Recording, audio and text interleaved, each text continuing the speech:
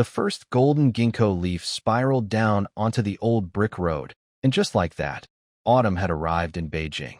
It was 1970. I woke up with a splitting headache, shivering in the cold, and nothing made sense. I remembered falling asleep with the heating on, but there was no heating here. No modern apartment. Just a cramped room in an old courtyard house, deep in a Beijing alley. That's when the memories hit me, all at once, like a flood. I had crossed over, traveled back in time to 1970, into the body of a 16-year-old boy who shared my name, Zhou Miyun. This version of me had a rough life.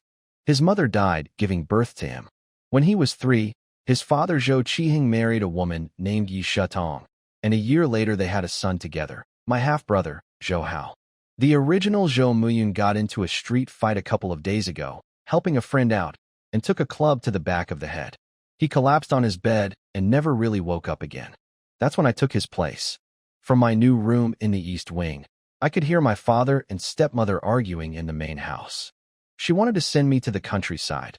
The government was calling on young people to go work in rural villages, and children of officials like my father were expected to lead by example. My father refused. He felt guilty enough already about my mother's death. He couldn't bear to send me away to suffer. But my stepmother had her own reasons. If they delayed my departure by 2 years, her own son Zhou Hao would be old enough to be sent instead. She couldn't let that happen.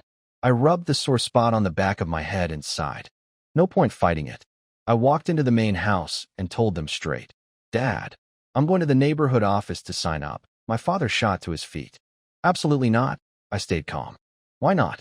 They're calling for educated youth to go to the countryside. As an official son, I should set the example. I glanced at my stepmother. If I don't go, are you going to make my little brother go instead? He's only 12. My stepmother's eyes lit up. She rushed over, all smiles.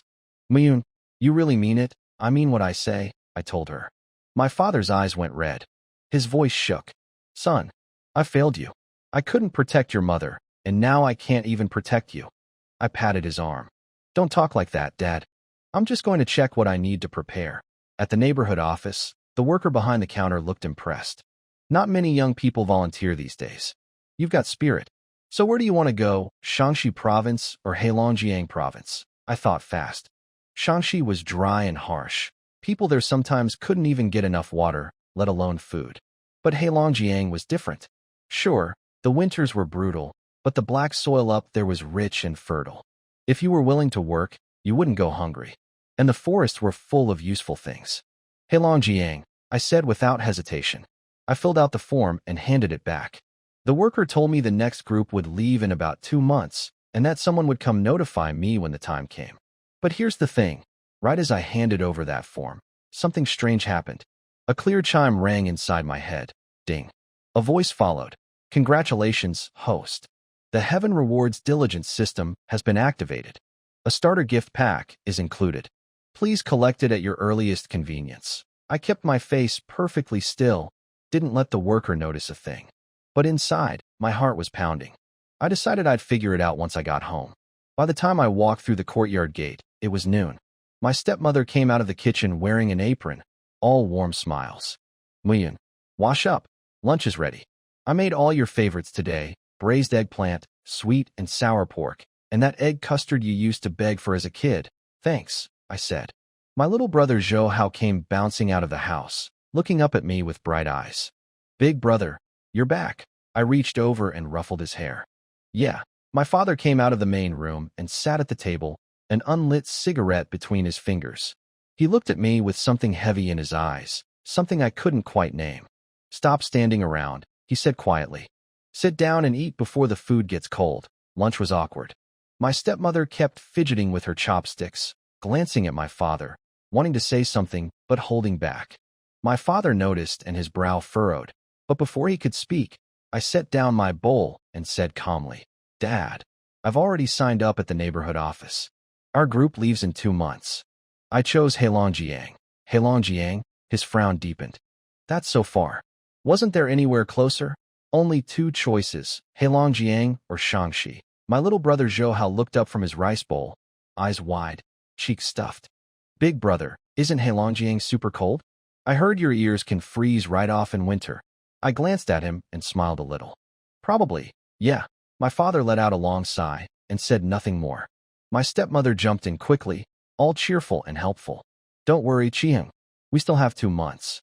I'll go buy fabric this afternoon and sew Muyun some thick quilts and padded coats. Plenty of them. He won't freeze, I promise. My father waved his hand weakly. I suppose that's all we can do. After the meal, I went straight back to my room in the east wing. I bolted the door, checked it twice, then sat on the bed with my heart hammering. I called out in my mind, "System, are you there?" Silence. Nothing at all. I tried again, more politely, "System, Grandpa?" Still nothing. "System, Dad?" Dead silence. I flopped back on the bed and groaned. What kind of lousy system is this? Was I hallucinating? No way. I heard that chime clear as day, and there's definitely something new sitting in my head. I thought hard for a while, and then it hit me. The starter gift pack. I sat up and focused. Open the starter gift pack. Ding. Congratulations, host.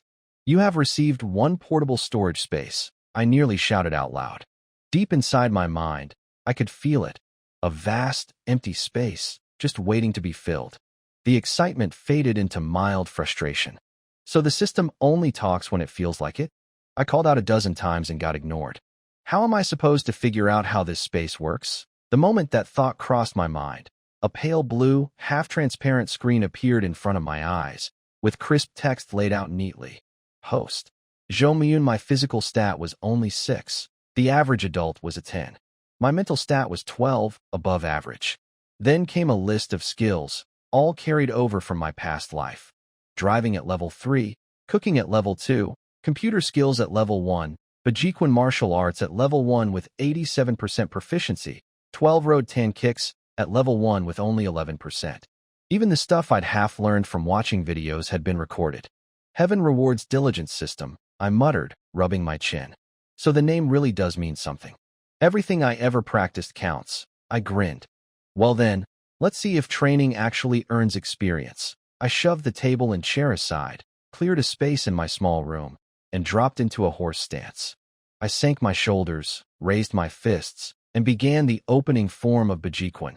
Elbow strike cutting through the air, fists drawn in like embracing a mountain. The instant I finished the first move, ding. Beijing experience 1. My eyes lit up. I threw myself into it harder. Palm strikes whistling through the air, knee sweeps kicking up dust, elbow drops steady as stone, wrist locks fast as lightning. The chimes came one after another like firecrackers. Ding. Beijing experience 1. Ding. Beijing experience 1. Ding. Beijing experience 1. It was addictive. I kept going for half an hour straight, powering through the entire set before I finally stopped, breathing hard. I pulled up my stats. Beijing had jumped to level 2, 5% proficiency, 18 points of experience in 1 session. Then something even stranger happened. A warm current rose from deep in my belly and flowed through my whole body. Arms, legs, fingers, toes. The soreness in my muscles melted away like I'd just sunk into a hot spring. Every pore relaxed. At the same time, a rush of knowledge poured into my head. All those little details I'd never quite understood from watching tutorial videos. How to channel power from the waist into an elbow strike. How to keep fists coiled and ready. How to make a palm chop fast and precise.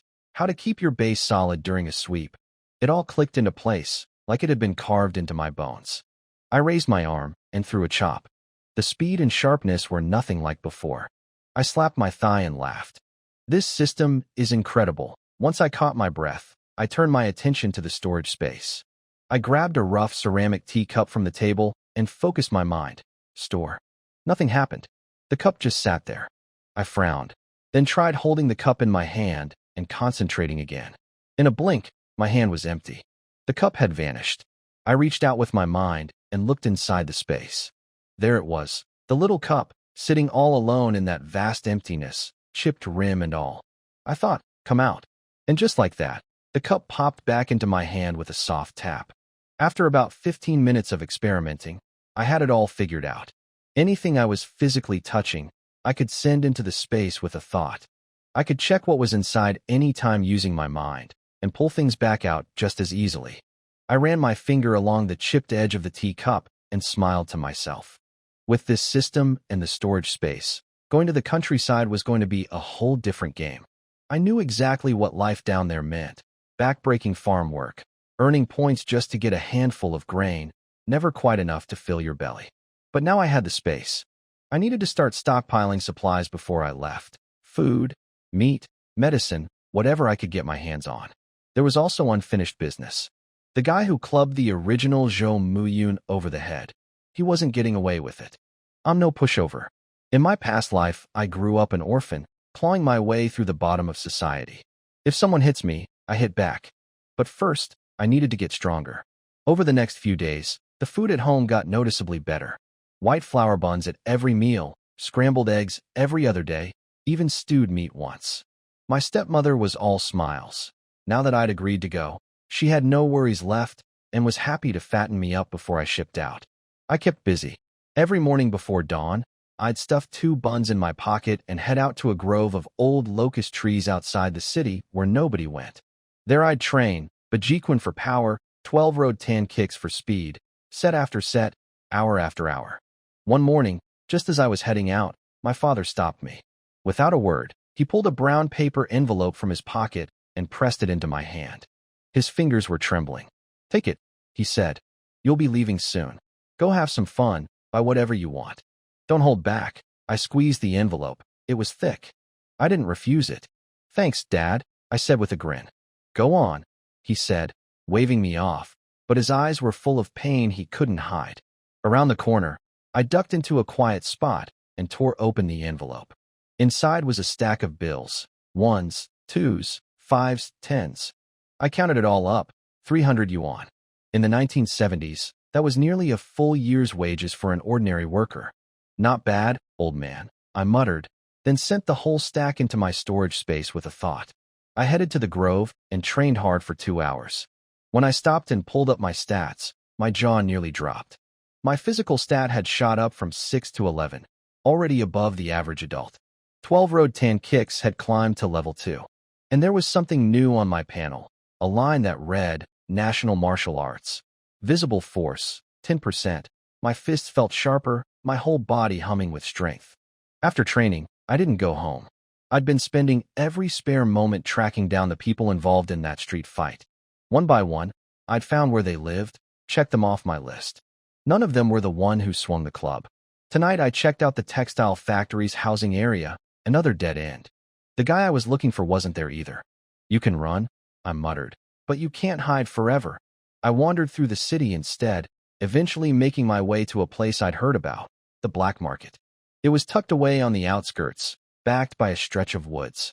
I wrapped a cloth over my face and approached the entrance. 2 men stepped out and blocked my path. "Buying or selling?" I said nothing, just pulled out a dime and handed it over. That was the rule. 1 dime to buy, 2 dimes to sell, and if you left and came back, you paid again. The guard saw I knew the drill and let me through.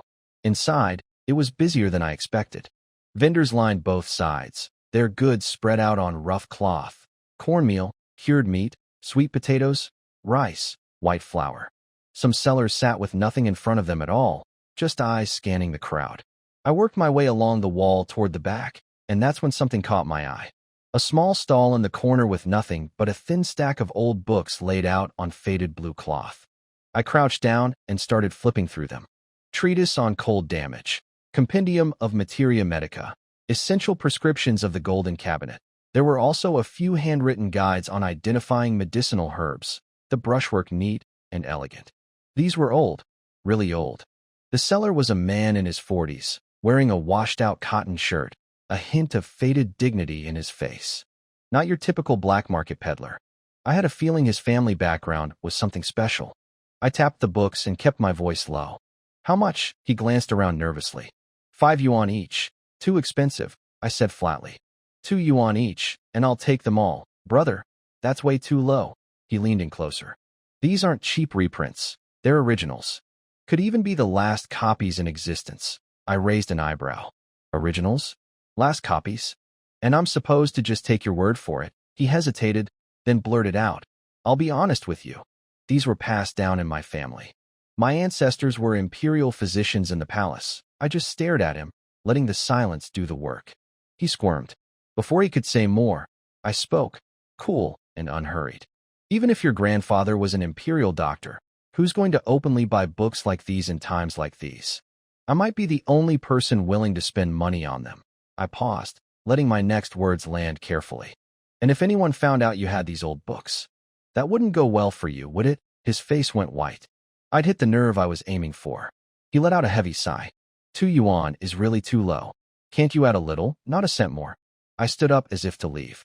2 yuan each, and if you've got more like these at home, I'll buy those too. Take it or leave it. Wait, he grabbed my arm. Fine, you win. I'll sell. He gathered up the 8 books. I took them, and while pretending to stuff them into my bag, I sent them straight into my storage space. I counted out 16 yuan and handed the bills over. His fingers were shaking as he tucked the money into his inner pocket. He rolled up the blue cloth in a hurry and looked at me. So, shall we go get the rest? I scanned the alley entrance, checking for trouble, then nodded. Let's go. I followed the man for about half an hour, twisting through narrow alleys until we reached a rundown courtyard.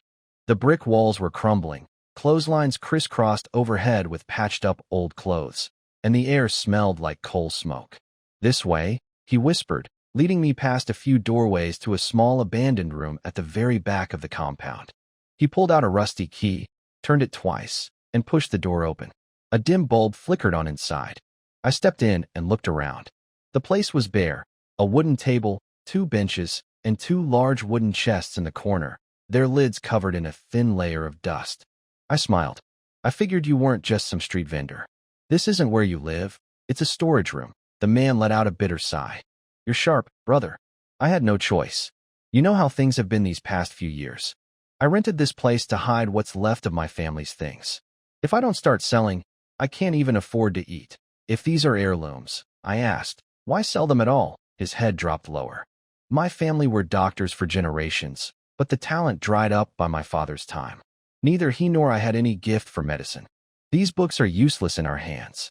In times like these, families like ours, we're just trying to survive.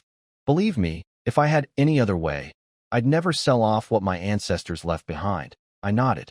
Let me see what you've got. He perked up and threw open one of the chests. A smell of old ink and aged paper hit me in the face. I crouched down and started going through the books, and my eyes got wider with every title. It wasn't just medical texts. There were martial arts manuals too. Tai Chi Manual, 8 Trigram Palm Essentials, Xingyi Fist Secrets, 8-Step Cicada Chasing Footwork. My heart was pounding. Even better, I found detailed editions of Beijing and 12 Road Tan Kicks, far more thorough than anything I'd been practicing from memory. These were the real thing, proper lineage transmissions. On top of that, there were books on feng shui, old Taoist texts, and journals full of strange tales and legends. Every single one was a treasure. I sorted through everything and counted roughly 170 books. I stood up and looked at him. I'll take them all, but I've only got 300 yuan on me right now. If you trust me, I'll take the books today and bring the rest of the money tomorrow morning. His eyes went wide. You want all of them? Brother, 300 is more than enough. Take them. In times like these, this stuff is nothing but trouble. Finding someone like you who actually knows what they're worth? I should be thanking my lucky stars. I handed over the 300 yuan without fuss.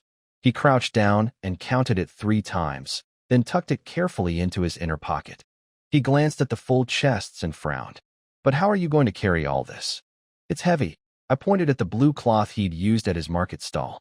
Wrap them up in that. I'll carry the bundle on my back. We packed all 170 books into a big bundle. I swung it onto my shoulder. With my physical stat now above average, the weight barely bothered me. We walked out together and parted ways at the mouth of the alley. The moment I turned into an empty lane where no one could see me, I sent the entire bundle into my storage space with a single thought. It vanished from my back in an instant. I couldn't help grinning. What a haul. By the time I got home, it was well past midnight. I crept through the gate, careful not to wake anyone, though honestly, nobody was going to scold me. My father just reminded me to stay safe whenever he saw me in the mornings. My stepmother was perfectly happy having me out of the house as much as possible. I collapsed onto my bed in the east wing, but sleep was the last thing on my mind. My head was spinning with everything I'd picked up today, all those martial arts manuals, the medical texts, the Taoist writings. My training schedule was about to get a lot more packed. But then my excitement faded, and reality crept back in. I was broke. Every last yuan of that 300 was gone. I had nothing left but a few coins, not even enough for a decent breakfast. The black market was a gold mine of hidden treasures, and if something good turned up again, I'd have no money to buy it. I clenched my fist in the dark. In my past life, I'd been dirt poor, an orphan stretching every penny. I swore I'd never live like that again. I had a cheat system and a storage space now. If I still ended up with empty pockets, what was the point of coming to this world? And once I got to the countryside, life would only get harder. Without money set aside, I'd have no safety net at all. But making money in this era? An ordinary worker earned maybe 30 or 40 yuan a month. Getting rich through honest means was nearly impossible. I lay staring at the cracked ceiling beam, thoughts churning, and a bold idea slowly took shape in my mind. What if I pulled off something big at the black market before I left? Most of those vendors were shady types anyway, speculators, smugglers, people dealing in things they shouldn't be. Not exactly innocent folk. I'm no saint. I survived my past life on grit and ruthlessness. In a world like this, being soft on others just meant being cruel to yourself. The idea burned brighter and brighter behind my eyes, growing clearer with every passing minute. I got up before dawn and headed to the old locust grove outside the city. This time, I trained differently. I threw out everything I'd been doing from memory and followed the ancient manual step by step. Proper shoulder positioning, breathing from the belly, using the twist of my waist to power every elbow strike, hiding explosive force inside every palm chop. Each movement I corrected, polished, repeated until sweat rolled down my face and my whole body felt alive. After Beijing, I moved on to 12 road 10 kicks, then worked through Tai Chi, 8 trigram palm, Xingyi fist, and the 8-step cicada chasing footwork. Each style had its own flavor.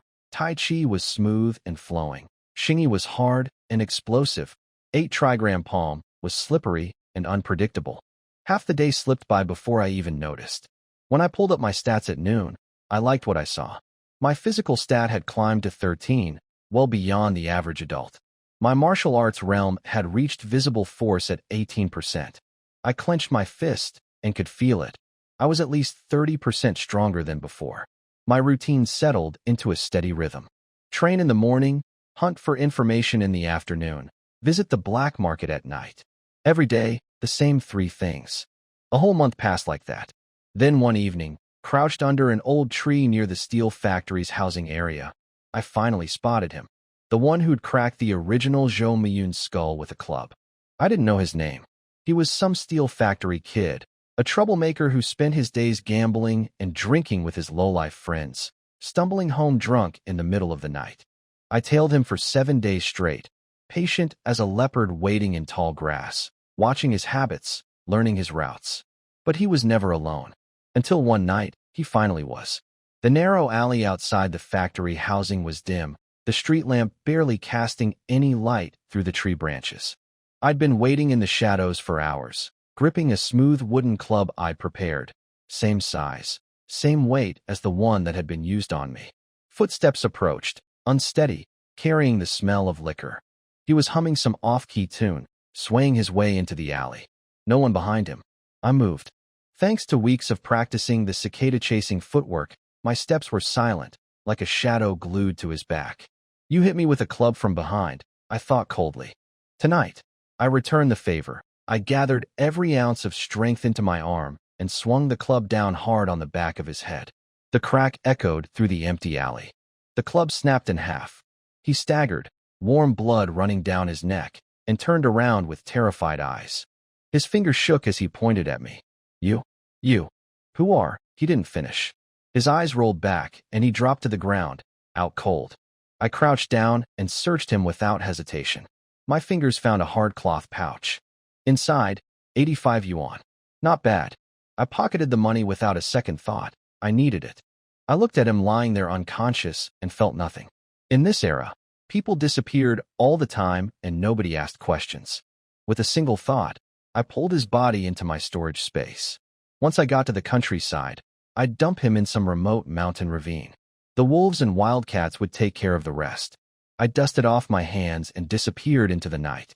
Over the next 7 days, something loosened inside me.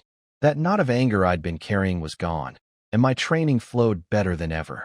Every punch, every kick came easier, sharper. My stats climbed visibly day after day. Then one afternoon, someone knocked on the courtyard gate.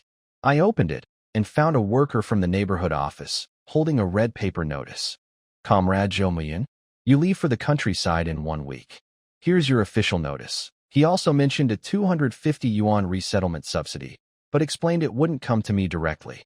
The money was managed by the government, earmarked for building housing at the youth settlement, covering basic living expenses for the first 6 months to a year, buying farm tools and cookware, paying for the train journey to Heilongjiang, and keeping a small reserve for medical emergencies.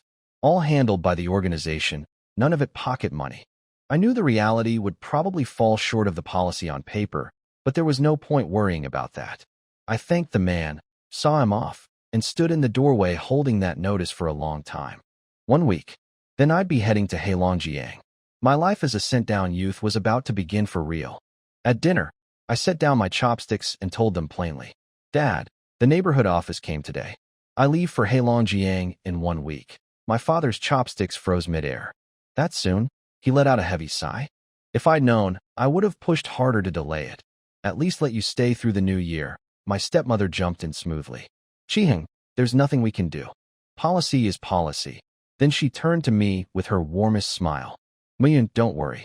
I've already made you 3 thick padded coats and 2 new quilts, stuffed full of cotton. You won't freeze up north, I promise." My father looked at her and asked quietly how much savings we had left.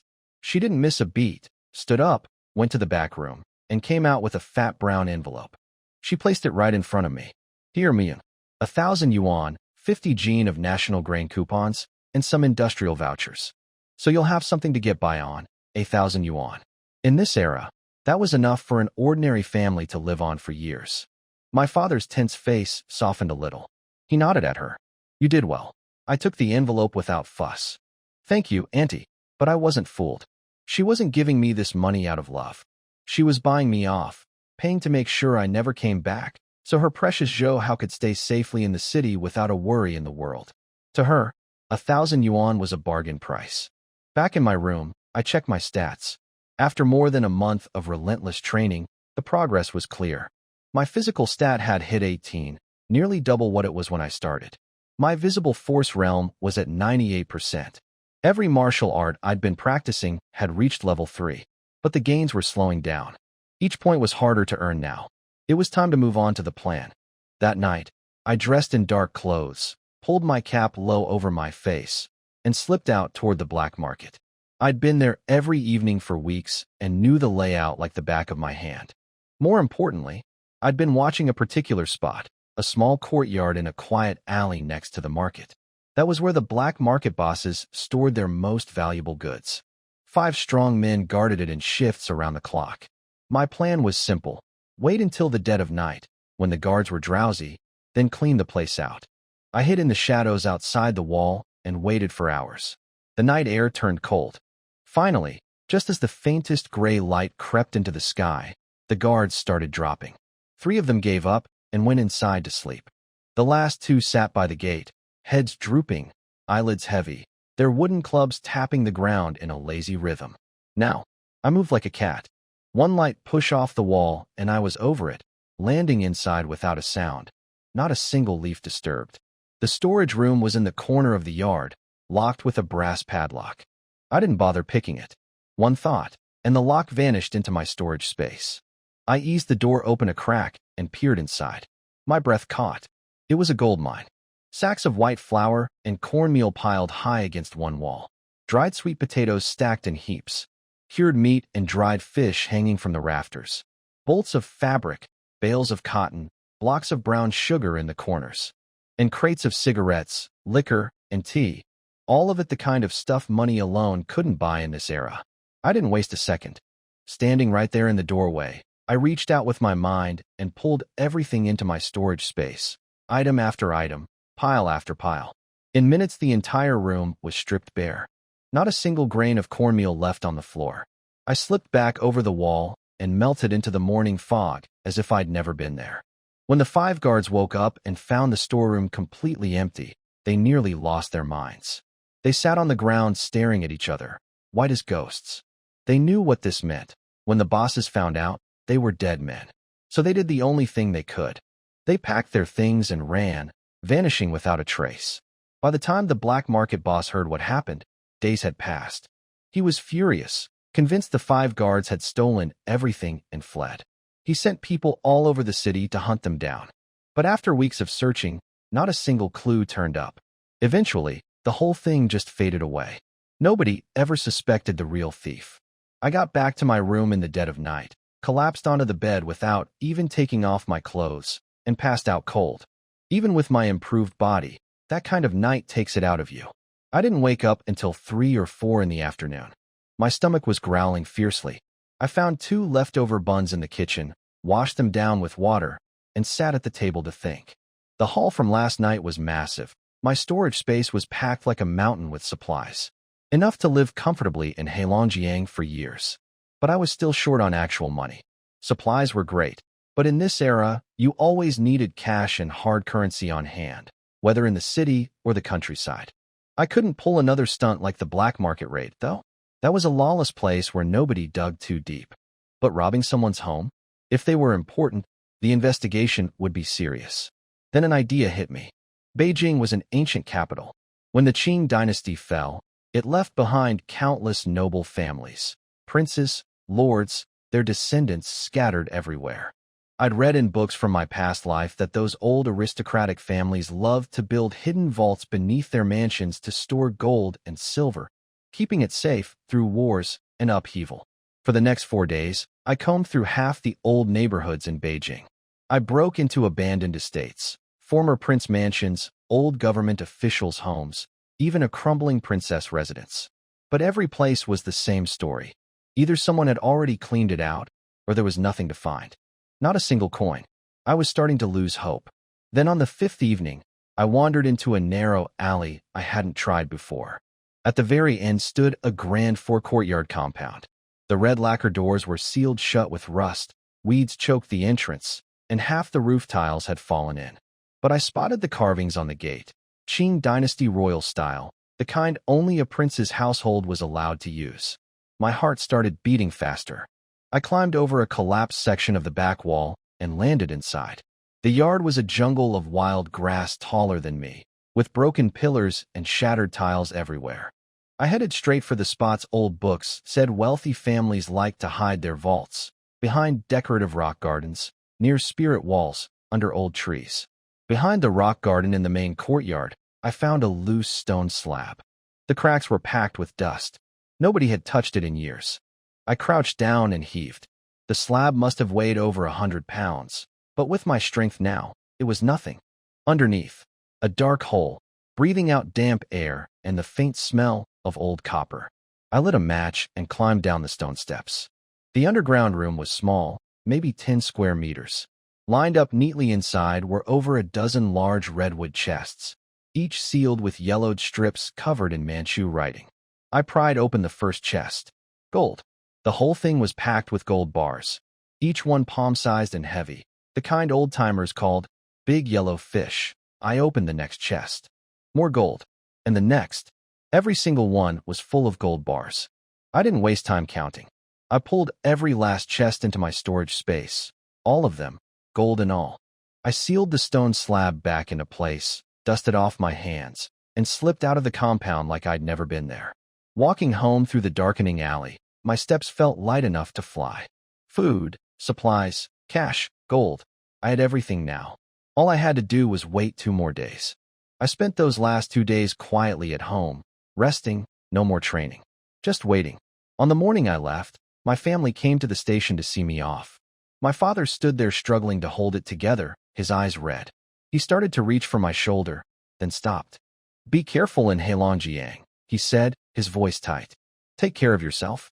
If things get hard, write to me. I'll figure something out. I'll be fine, Dad. Look after yourself, too." My stepmother stood to the side with a polite smile and said, "Safe travels." But there wasn't a trace of sadness in her eyes, just relief. My little brother Zhou bounced around happily, tugging at his mother's sleeve. not a care in the world. I turned and walked away carrying a small backpack and a stuffed cloth bag, just some clothes and the padded coats my stepmother had made, all for show. Everything that mattered was already in my storage space. The train station was packed with families saying goodbye and young people heading to the countryside. I squeezed onto the green train, found my seat, a window spot, luckily, and shoved my bag underneath. I sat down and watched the platform slowly slide away. 5 days on this train to Heilongjiang. A window seat to rest and watch the world go by? Not a bad start. The train whistle blew. I pushed open the window and leaned out, waving to my father on the platform. Go home, Dad. Don't just stand there. He kept calling out reminders. My stepmother waved with a thin smile that didn't reach her eyes. Zhou Hao was hanging on the railing, gawking at the train cars with pure curiosity. The train started to move, and their figures shrank smaller and smaller until they were gone. I closed the window and settled in. Before long, 3 people came down the aisle and sat across from me. You could tell right away they were sent-down youth like me, faded cotton clothes, canvas bags in hand. The guy sitting directly opposite was thin and pale, about 20, with a bookish look about him. Beside him were 2 young women, around the same age, whispering to each other like old friends. One had soft, gentle features with a faint dimple. The other had lively upturned eyes. 2 more girls took the seats next to me. Both had that clean, unadorned look you only see in this era. No makeup, just natural faces with an honest freshness to them. The car filled up fast. Chatter, the clatter of luggage, and then the steady rhythm of wheels on tracks as the train pulled north. The 3 across from me started talking first. The guy was quiet, but the 2 girls chatted easily. Then, the way girls do, all 4 women somehow became instant friends within minutes, heads together, giggling and whispering. I glanced over and thought to myself, women really are something. One sentence and they're best friends. With nothing better to do, I pulled out a copy of Introduction to Traditional Chinese Medicine from my bag, a common book you could buy anywhere, perfectly safe to read in public. The rare old medical texts from the black market stayed hidden deep in my storage space. I'd barely read 2 pages when the guy across from me spoke up. Are you studying medicine? Before I could answer, he smiled and introduced himself. I'm Li Qing, heading to Heilongjiang. The girl beside him followed, her voice soft and warm. I'm Su Jingshu. I'm Su Qingru, her younger sister. The other girl chimed in brightly. We're all from the steel factory area, same as Li Qing. The 2 girls next to me joined in. The one on my left was louder, clearly the lively type. I'm Wang Jing. My family works at the textile factory. The quiet one on my right said gently, I'm Yongling, from the East District. They all turned to me expectantly. Zhou Miyun, I said, and went back to my book. As I turned the page, the system chimed in my head. Ding. Traditional Chinese Medicine Experience 1. Ding. Traditional Chinese Medicine Experience 1. Ding. Traditional Chinese Medicine Experience 1. The notifications kept coming, one after another. I kept my face blank, turning pages at a steady pace, but my ears were wide open. I quietly pieced together everyone's background from their chatter. Li Qing was 21. His father was a workshop supervisor at the steel plant. The Su sisters, Jingshu was 21, Qingru was 19.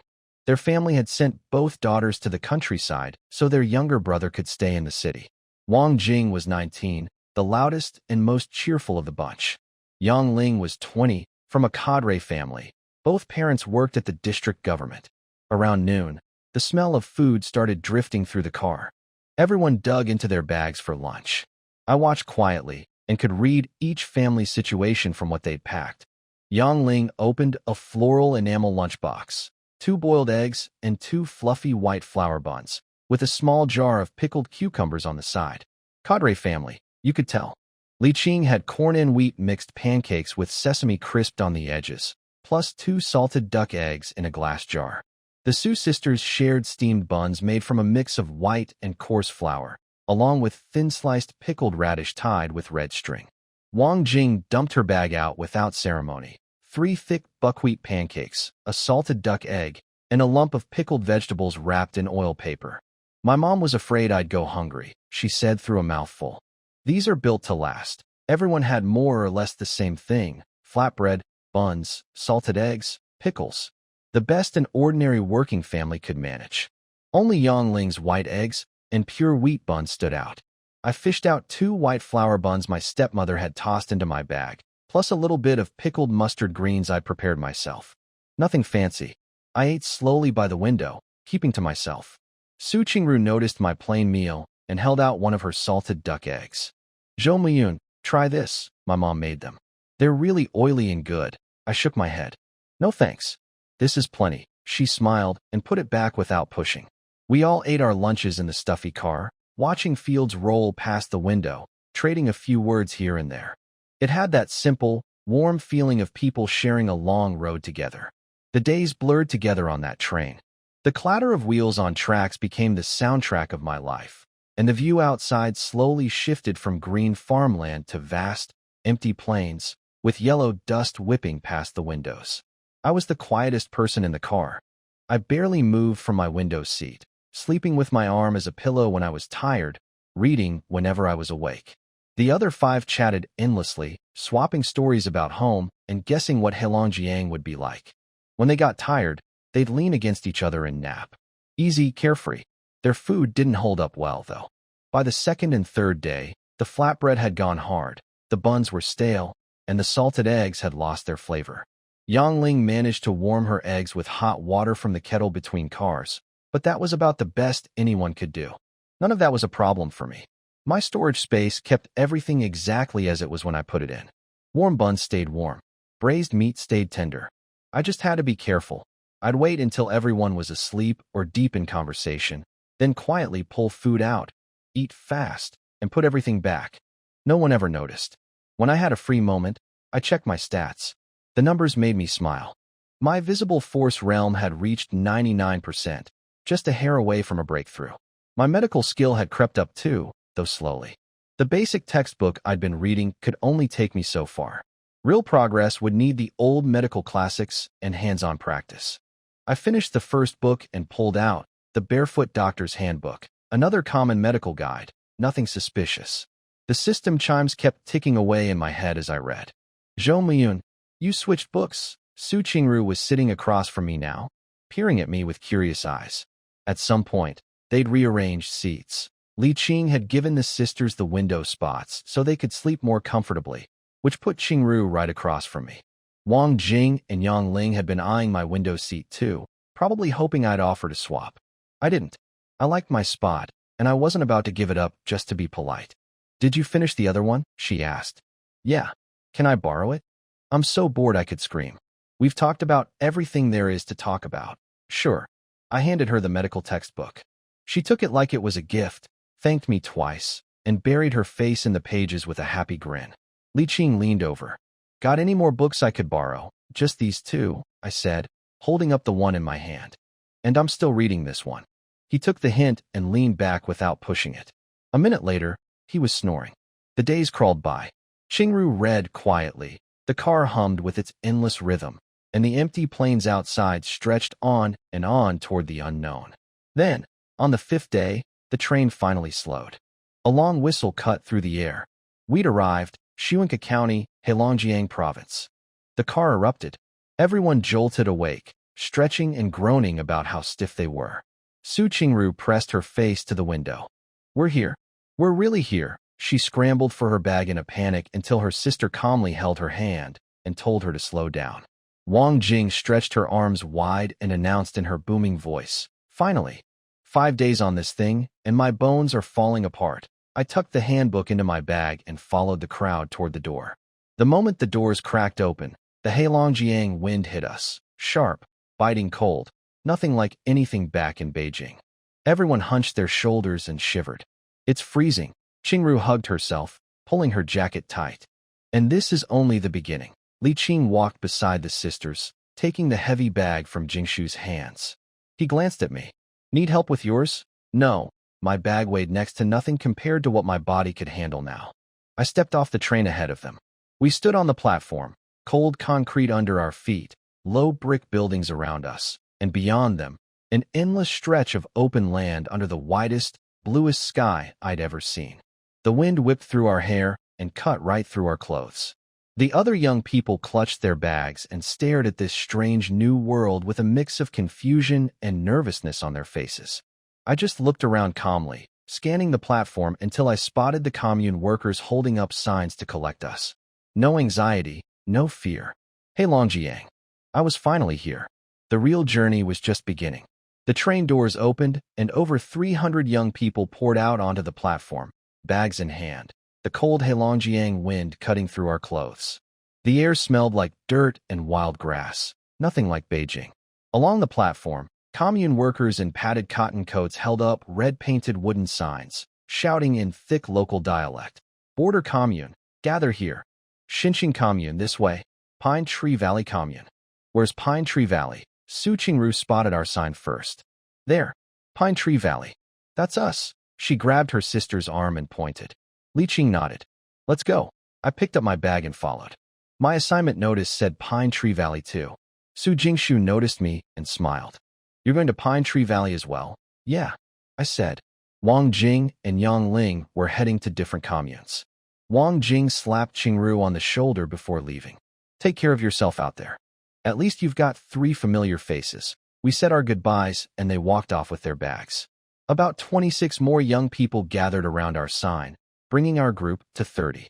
The man in charge was a big fellow around 40 with a thick beard and a voice like a gong. He counted heads, then barked, Pine Tree Valley, all 30 accounted for. No dawdling. Follow me. Outside the station, an open-top tractor waited on a dirt road, its iron flatbed wiped clean but still streaked with mud. Everybody on, the bearded man shouted. Squeeze in. It's a long ride. The sooner we leave, the sooner we get there. We climbed in, bags clanging against enamel cups and wooden boxes. The flatbed was packed, elbows against elbows, legs pressed together, no room to move.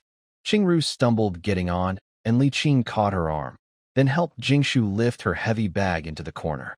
I found a spot near the side rail, one hand gripping the edge, the other holding my bag. Steady on my feet, no matter how the tractor lurched. I glanced around at the other young people. Most were around 20, their faces a mix of nervousness and excitement. Mine showed nothing. I just watched the winding dirt road ahead and knew that once this tractor moved, the real chapter was starting. The engine sputtered to life with a cloud of black smoke, and we rattled off down the bumpy road, kicking up a trail of yellow dust. The ride was brutal. Every rut and pothole sent us swaying into each other.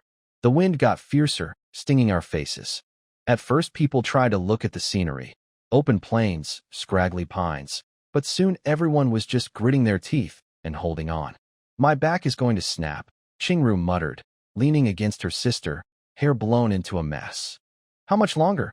Jingshu patted her gently. Almost there. Hang on a little more, Li Qing grinned. Still better than being curled up on that train. At least there'll be hot food at the commune. I was the only one who didn't sway. My feet might as well have been nailed to the floor. I watched the sun sink toward the horizon, the orange light fading, trees turning into dark silhouettes. We had to be close. About half an hour later, the tractor finally slowed and clanked to a stop on an open patch of ground. We're here. Pine Tree Valley Commune Committee. Everybody off. The bearded man jumped down first. Grab your things. Don't leave anything behind. Line up in 3 rows. You're about to be assigned to your production teams. We scrambled off, rubbing sore legs, grabbing scattered bags. Someone nearly stepped on somebody else's bundle. Someone shouted about a missing enamel cup. Eventually, we managed to form 3 crooked rows, all 30 of us. I stood at the back and took in the scene. A few mud brick buildings huddled together, a faded wooden sign reading, Pine Tree Valley Commune Committee, hanging on one wall. 2 worn benches by the door. A few old poplar trees in the yard. The committee building's wooden door creaked open, and several people stepped out. In front was a middle-aged man in a washed-out mouse suit, hair neatly combed, clutching a brown paper ledger, clearly a commune official. Behind him came about a dozen men with dark, weathered skin and thick calluses on their hands. Some carried hoe handles. Some had tobacco pouches tucked in their belts, their rough clothes flecked with dirt. These were people who worked the land every day of their lives. I knew right away. These were the team leaders from the different production brigades under Pine Tree Valley, here to collect their assigned youth. The official in front cleared his throat. Welcome, comrades, to Pine Tree Valley Commune. I'm Deputy Secretary Wang. Behind me are the leaders of each production brigade. I'm going to call names now. When you hear yours, go with the brigade leader assigned to you. Understood? Understood. All 30 of us answered together, voices tired but tense, every pair of eyes locked on the ledger in his hands. Deputy Secretary Wang pulled out his thick ledger and started calling names. Everyone went dead quiet, eyes locked on that book, hardly daring to breathe. Zhangsan, Pine Tree Valley Brigade, here. Names rang out one by one. Each person called would answer and shuffle toward the right group, stealing glances at their assigned team leader. Those still waiting gripped their bag straps tighter with every name that passed. Su Qingru tugged her sister's sleeve and whispered, "Why haven't they called us yet? I hope we end up with Li Qing." Then it came. Li Qing, Revival Brigade, here. Li Qing answered, then glanced at us. Su Jingshu, Revival Brigade. Su Qingru, Revival Brigade, here, here. Qingru quietly pumped her fist in relief. And finally, Zhou Muyun, Revival Brigade, here, I said. All 4 of us exchanged a look. Same brigade. Some coincidence. After all 30 names were read, Wang handed us off to the brigade leaders. Take your people home. We didn't prepare meals here. Each brigade handles that on your own. Get moving before it's too dark to see the road. Some of the young people looked surprised. No welcome dinner. But out here in the middle of nowhere, there was no way to feed 30 newcomers. Nobody complained. Our team leader was a stocky, dark-skinned man named Liu. He stepped forward and called out in a rough voice, "Revival Brigade. Li Qing, Su Jingshu, Su Qingru, Zhou Muyun. Over here." We hurried over. He looked us up and down and flashed a wide grin. 4 of you, perfect. I'm team leader Liu. We followed him down a bumpy dirt road for about 5 minutes until we reached a small clearing where an old yellow ox stood hitched to a cart filled with dry straw. Beside it, a wrinkled old man sat smoking a pipe. "Here's our ride," Liu said, pulling back the straw. "Cart's too small for everyone. 2 can ride, 2 walk. Figure it out." I spoke up before anyone else. "Let the women ride. I'll walk." Li Qing nodded right away. "Yeah, you 2 take the cart. The road's rough. It's easier for us on foot." Jingshu thanked us quietly. Qingru smiled and waved her little bag. "Thanks, Li Qing." "Thanks, Zhou Muyun." I waved it off. With my body the way it was now, walking was nothing. Honestly, that rickety cart with its worn-out wheels probably would have been less comfortable than my own 2 feet. Li Qing fussed over getting the sisters settled, arranging their bags, smoothing out the straw so they'd have a softer seat. Watching him, I was more certain than ever that he and Su Jingshu were together. The way he looked after her wasn't just neighborly courtesy. And the way Qingru called him, Li Qingji, so naturally, the family clearly knew. Liu introduced the old man with the pipe as Old Chun, the brigade's ox cart driver. "If you need to haul grain, buy supplies at the commune, or carry firewood, Old Chun's your man." Old Chun tapped out his pipe against the cart and smiled. "Just holler if you need anything." "Hello, Uncle Chun," Li Qing and I said together. Old Chun flicked the reins, the ox let out a low grunt, and the cart creaked forward along the dirt road. Li Qing and I walked alongside. Liu leaned against the cart railing and started talking. Honestly, walking might be faster than this cart. The road's so rough the ox has to go at its own pace. But the real advantage of the cart is hauling things. Once the heavy snow comes, and up here, snow can bury you to the knees. You can't carry anything back on foot. Everything goes by ox cart. He paused and added, "Snow's late this year. Usually it starts piling up right after the cold dew season. We're nearly at frost descent, and all we've had is a few flurries that didn't stick. But when the snow comes late, it comes hard. You'll want to make sure the youth settlement has enough firewood and grain stored up before it hits." I asked a few more questions as we walked. The Sioux sisters chimed in now and then from the cart. The evening wind was cold, but the awkwardness of being strangers was starting to fade. Step by step, creak by creak, we made our way toward Revival Brigade and whatever was waiting for us there. It was fully dark by the time the ox cart finally stopped at a dirt crossroad. 2.5 hours of bumping along, and we'd arrived. "This is Revival Village," team leader Liu said, jumping down and brushing off the dust. He pointed toward some mud brick buildings near the base of a hill. "The youth settlement is on the west side, separated from the village by the main commune road. Nice and quiet. We grabbed our bags and followed him.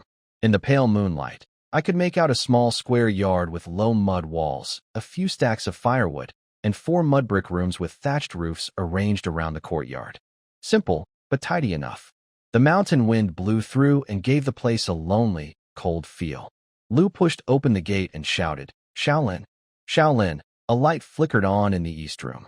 A young man in his early 20s stumbled out, rubbing his eyes. Then a girl with braids came out of the west room, carrying a dim oil lamp. These were Lin Hao and Li Wenting, youth who'd arrived 2 years before us. Lu told them we were the new arrivals and asked them to show us the ropes. Lu gave us one last instruction. Get some rest. Tomorrow morning Lin Hao will take you to collect your grain rations, and disappeared into the night. Li Wenting led the Su sisters to the women's room on the west side. Lin Hao took Li Qing and me to the men's room in the east building.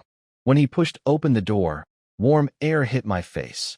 A big heated brick bed, a Kong, ran along the wall, radiating heat. The settlement was built 2 years ago, Lin Hao explained. Each Kong can fit 7 or 8 people. There's an empty room next door, but heating 2 Kangs wastes too much firewood. We chop all our own wood, so we try to save where we can. You two okay squeezing in here tonight? Li Qing nodded. No problem. 5 other male youth were already on the Kong, half awake from the noise. Lin Hao introduced us briefly. They nodded and rolled over to keep sleeping. Life out here was exhausting. Nobody had energy for small talk.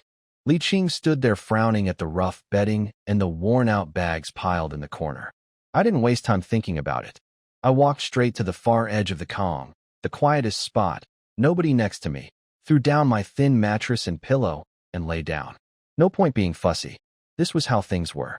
Better to get a solid night's sleep and deal with everything else in the morning. Within minutes, I drifted off to the sound of soft snoring. The next morning, Lin Hao gathered the 4 of us and led us down the dewy dirt path to the Brigade office, a mud brick building slightly neater than our settlement. Inside, sat team leader Lu, whose full name turned out to be Lu DeBayo, and the Brigade accountant, a man named Chun, hunched over a thick ledger with an abacus in front of him. Lu got straight to business. No time for pleasantries. The villagers are heading to work soon, and you'll need to catch up. He led us to a low brick storehouse behind the office. The door opened to the dry, earthy smell of grain. Burlap sacks lined the walls, and iron scale weights sat on the floor. New youth get subsidized rations for the first 3 months, Lu said, scooping cornmeal into our cloth bags. After that, you eat what you earn through work points. Monthly ration is 20 jin of cornmeal and 10 jin of sweet potatoes. When it's gone, no extra. If you have leftovers, save them yourself. The Brigade doesn't get involved. Accountant Chin weighed out sweet potatoes for each of us and recorded everything. Qingru whispered to her sister, "If we're careful, it should be enough." Li Qing hefted his bag and said nothing. I took mine without a word. These rations might be barely enough for the others, but I had a mountain of food in my storage space. Still, I had to play along. We signed the ledger and pressed our thumbprints. Chin reminded us that the cloth bags belonged to the Brigade. Wash them, keep them safe, and bring them back next month. Lose or tear one, and you pay for it. Lu glanced at the sky. Full daylight now, and I could hear villagers calling to each other in the distance, heading to work. All right, you're done here. Since it's your first day and you don't know the area, take today off. Look around the village, get your settlement in order. But tomorrow morning, you work. Don't be late. On the walk back, Lin Hao warned us. They ring a bell for work call. If you're late, they dock your points. You haven't earned any yet, so you really can't afford to lose them.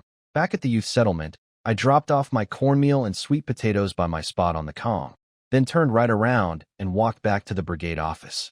I'd already made up my mind. I wasn't going to live crammed together with a bunch of people. I needed my own place. When I walked in, team leader Lu and accountant Chun were cleaning up from the morning's grain distribution. Lu's eyebrows pinched together the second he saw me. I could tell what he was thinking. Here comes the city kid with complaints. Back already, he said, knocking his pipe against the table. Something wrong with the rations? Or the settlement? Neither, I said straight out. I want to know if there are any empty houses in the village I could rent. I'd like to live on my own. That caught him off guard. The annoyance disappeared from his face, replaced by surprise. Rent a house? You sure? The settlement's got heated Kangs, and people to look out for each other. Why would you want to be alone? I've always liked quiet, I said. Too many people at the settlement. Can't sleep at night. That was reason enough for him. He grabbed his straw hat and said, "All right, there is one place. Nobody's using it. Not far from the settlement. Let's go take a look." The three of us walked to the southwest corner of the village, close to the hills behind it. Away from the noise, exactly what I wanted. The yard was better than I expected. Packed earth floor, solid mud brick walls, a simple stone cooking stove against one wall. The main building had 3 connected rooms with wooden window frames. Old, but undamaged. Inside was mostly empty, just a few beat-up tables and stools, but clean. No junk. 3 rooms, Lou said, pushing open the door.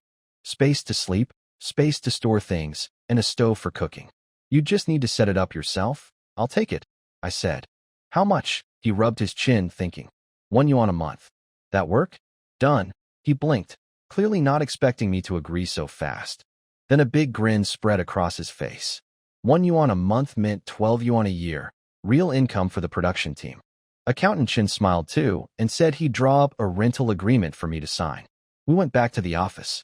Lou wrote out the contract on thick brown paper, location, 1 yuan per month, 12 yuan per year, and stamped it with the Brigade's red seal. I signed my name, pressed my thumbprint, and counted out 12 yuan in cash. Lou counted the money twice, grinning ear to ear.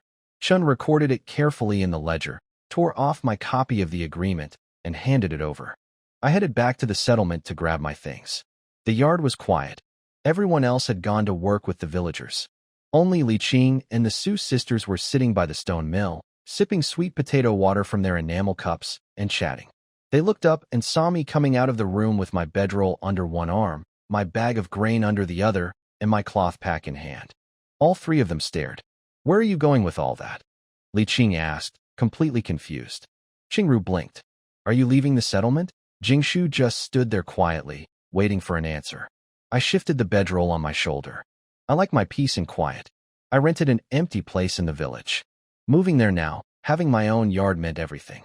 No more sneaking around to use my storage space, no more hiding my training. Behind those walls, I could do whatever I needed without worrying about anyone watching. I said a quick goodbye to Li Qing and the sisters, grabbed my things, and headed out. On my way past the settlement's junk pile, I picked up an old broom leaning against the wall, perfect for cleaning up my new place. The little yard was dusty, but nothing serious. I swept every room top to bottom, cleared the cobwebs and grass scraps from the corners, and even cleaned the dirt courtyard until the whole place looked fresh. I spread my bedding on the Kong, straightened everything up, and stood back to look around. Simple, yes, but quiet and private. All I needed now were some basic household things: pots, bowls, basins, water jugs, and I'd be set. I returned the broom to the settlement and headed straight back to the brigade office. Team leader Lou was sitting at his desk smoking when I walked in. I could see the worry flash across his face. He probably thought I was coming to cancel the rental and ask for my money back. I didn't let him stew. I pulled out a pack of Dakiaman cigarettes, a good brand, hard to find, drew one out, struck a match, and lit it for him. Then I lit one for myself. He took a long drag, and his eyes went wide. Dakiaman? Now that's a fine smoke. You city kids really do know how to live. I only buy a pack now and then as a treat, I said casually. And while it was just the 2 of us, I slipped the whole pack into his shirt pocket. His attitude changed instantly. He leaned back in his chair with a big grin. All right, Xiaozhou, what do you need? If Ludabeo can help, consider it done, I told him straight. My new place was empty and I needed the basics to get by. Bowls, basins, a ladle, and a couple of large water crocks. Everything except a cooking pot. I knew iron pots were too precious for anyone in the village to spare. Lou relaxed completely. That's it. Easy. I've got spare bowls at my house, and I can round up basins from a few neighbors. Water crocks I can find too. The only thing I can't get you is a pot. You'll have to go to the supply store in town for that. I pulled out 10 yuan and handed it over. Will this cover it? He thumbed through the bills, did some quick math in his head, and stuffed the money away with a smile that could have split his face. In 2. More than enough. I'll have everything delivered to your yard this afternoon. Then he added, tell you what, I won't assign you to work tomorrow either. Take the day to go to town and buy whatever else you need. Nobody else gets this kind of special treatment, mind you. Just you. Thank you, team leader. I won't forget this. He was happy. I'd rented a house, bought supplies, and put real money into the village in his pocket. A little generosity went a long way with a man like Lou. After that, I headed to the hills behind my yard. My place sat right at the edge of the village, tucked against the mountain, private, with easy access to the forest without anyone watching. That was exactly why I'd picked it. The most urgent problem was firewood. Nights in Heilongjiang were brutal, and without a hot Kong, the cold would seep right through the mud walls. Since I'd moved out of the settlement, I wasn't going to take from their shared woodpile. I'd get my own. The hillside was thick with pine and birch trees, the ground carpeted with fallen branches and dead leaves. I moved fast, picking up dry birch branches that would burn clean and hot. In about an hour, I'd collected a huge pile. Most of it went into my storage space where no one could see, and I carried 2 big bundles on my shoulders. For show. While I gathered wood, I quietly studied the terrain, where the trees grew thickest, which paths were hidden, where I might hunt for wild game later without being spotted. This mountain was going to be very useful. Back at the yard, I stacked the firewood neatly along the wall. Looking at that tall pile, I felt settled for the first time. Warm Kong tonight, fire for cooking, and a private place that was all my own. Things were coming together. That afternoon, the sound of ox hooves and cart wheels came up the dirt road. Team leader Liu arrived personally with accountant Chun and old Chun, bringing everything I'd asked for: 2 big water crocks, basins, a ladle, and rough ceramic bowls, all loaded on the ox cart. I greeted them with a smile and handed out cigarettes. We unloaded everything together and set it all up neatly inside the yard. Before leaving, Liu reminded me seriously, "You've got most of what you need now, but you're still missing a cooking pot and some odds and ends. Snow can hit any day out here, and once the roads are blocked, you won't be getting to town. Go tomorrow and get everything sorted." I promised I would. Once they left and the yard was quiet again, I decided not to wait until tomorrow. I'd head to town right now. With my body and my cicada-chasing footwork, I could get there fast. On my way out, I passed the youth settlement and ran into Li Qing and the Su sisters sitting in the sun. Li Qing asked where I was going. "Just wandering around nearby," I said casually. Qingru opened her mouth to ask more, but Jingshu gently pulled her back. I waved and kept walking. The moment I was out of the village and alone on the empty road, I stopped holding back. I pushed off hard and launched into my cicada-chasing footwork at full speed. My body cut through the air like wind over grass, almost leaving an afterimage on the bumpy dirt road. The system chimed steadily in my head the whole way. Ding. 8-step cicada chasing experience 1. Ding. 8-step cicada chasing experience 1. Even on the rough terrain, it only took me 30 minutes to reach Pine Tree Valley Commune's town center. The town was livelier than the village, people coming and going with burlap sacks and bamboo baskets. The most prominent building was the Supply Cooperative, a brick-and-mortar shop with a wooden sign over the door and red slogans painted on the walls. "Develop the economy, guarantee supply." I walked in.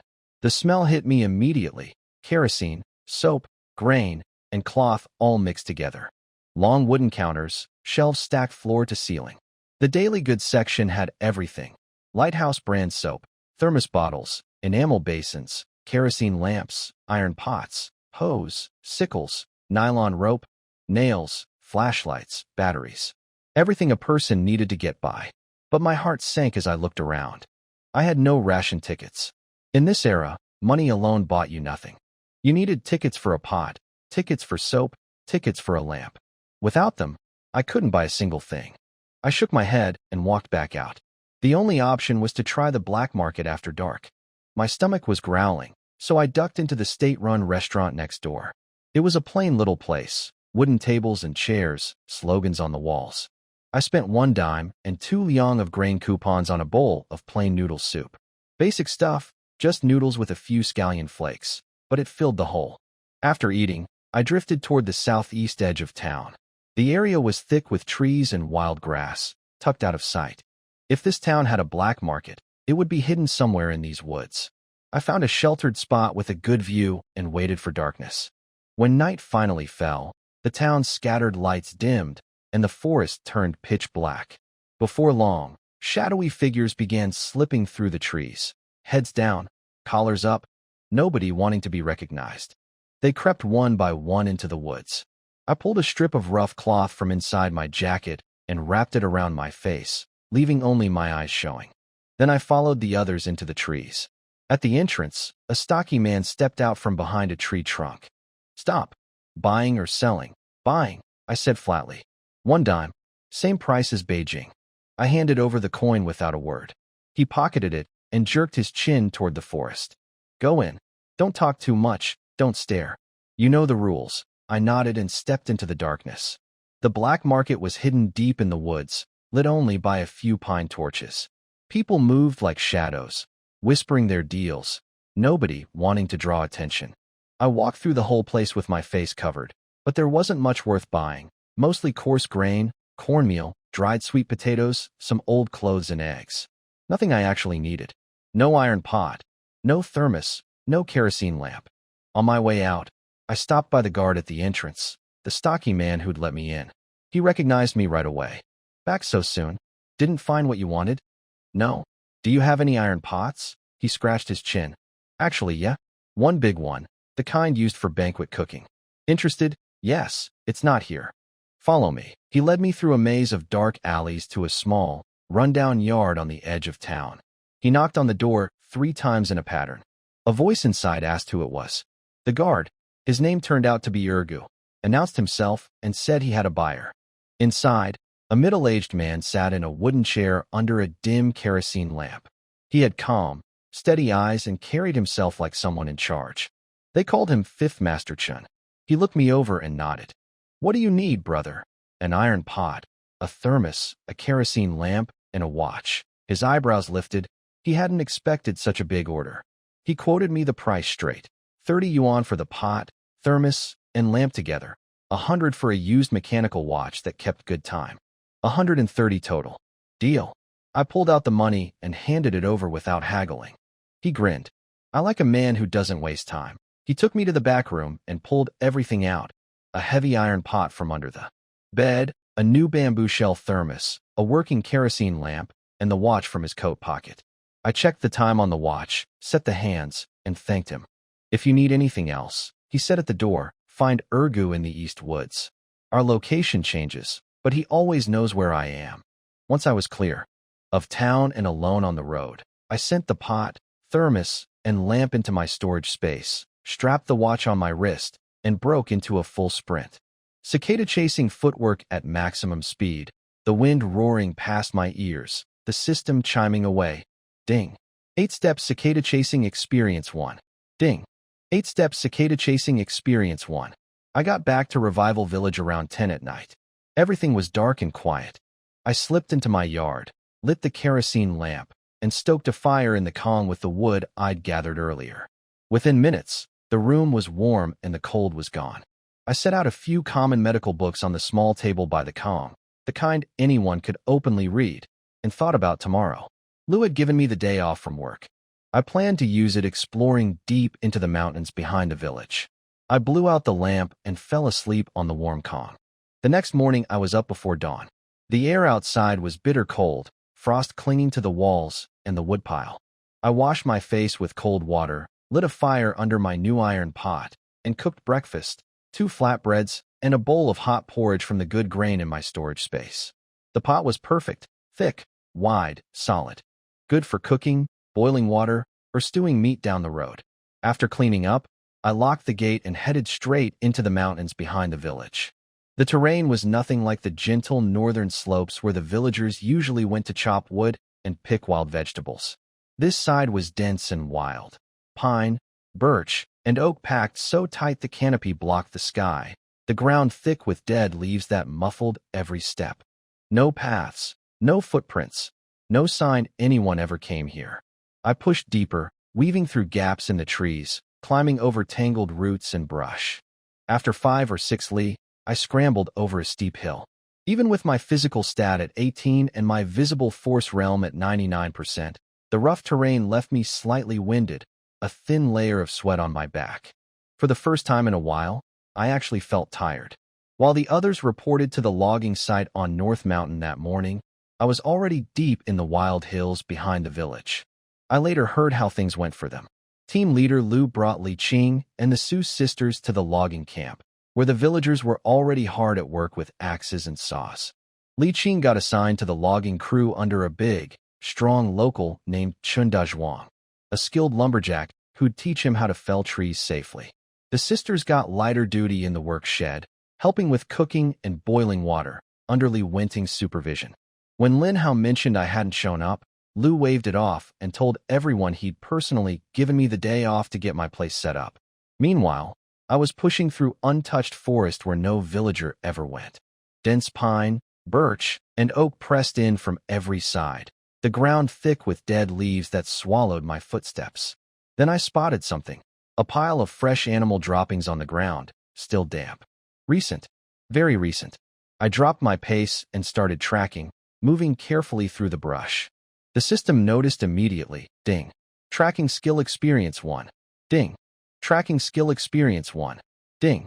Tracking skill experience 1. I followed the trail over a small ridge and through a wall of dense shrubs. About half an hour later, the forest opened up into a hidden mountain hollow that took my breath away. A clear spring trickled down the rock face and pooled into a small, crystal-clear pond at the bottom.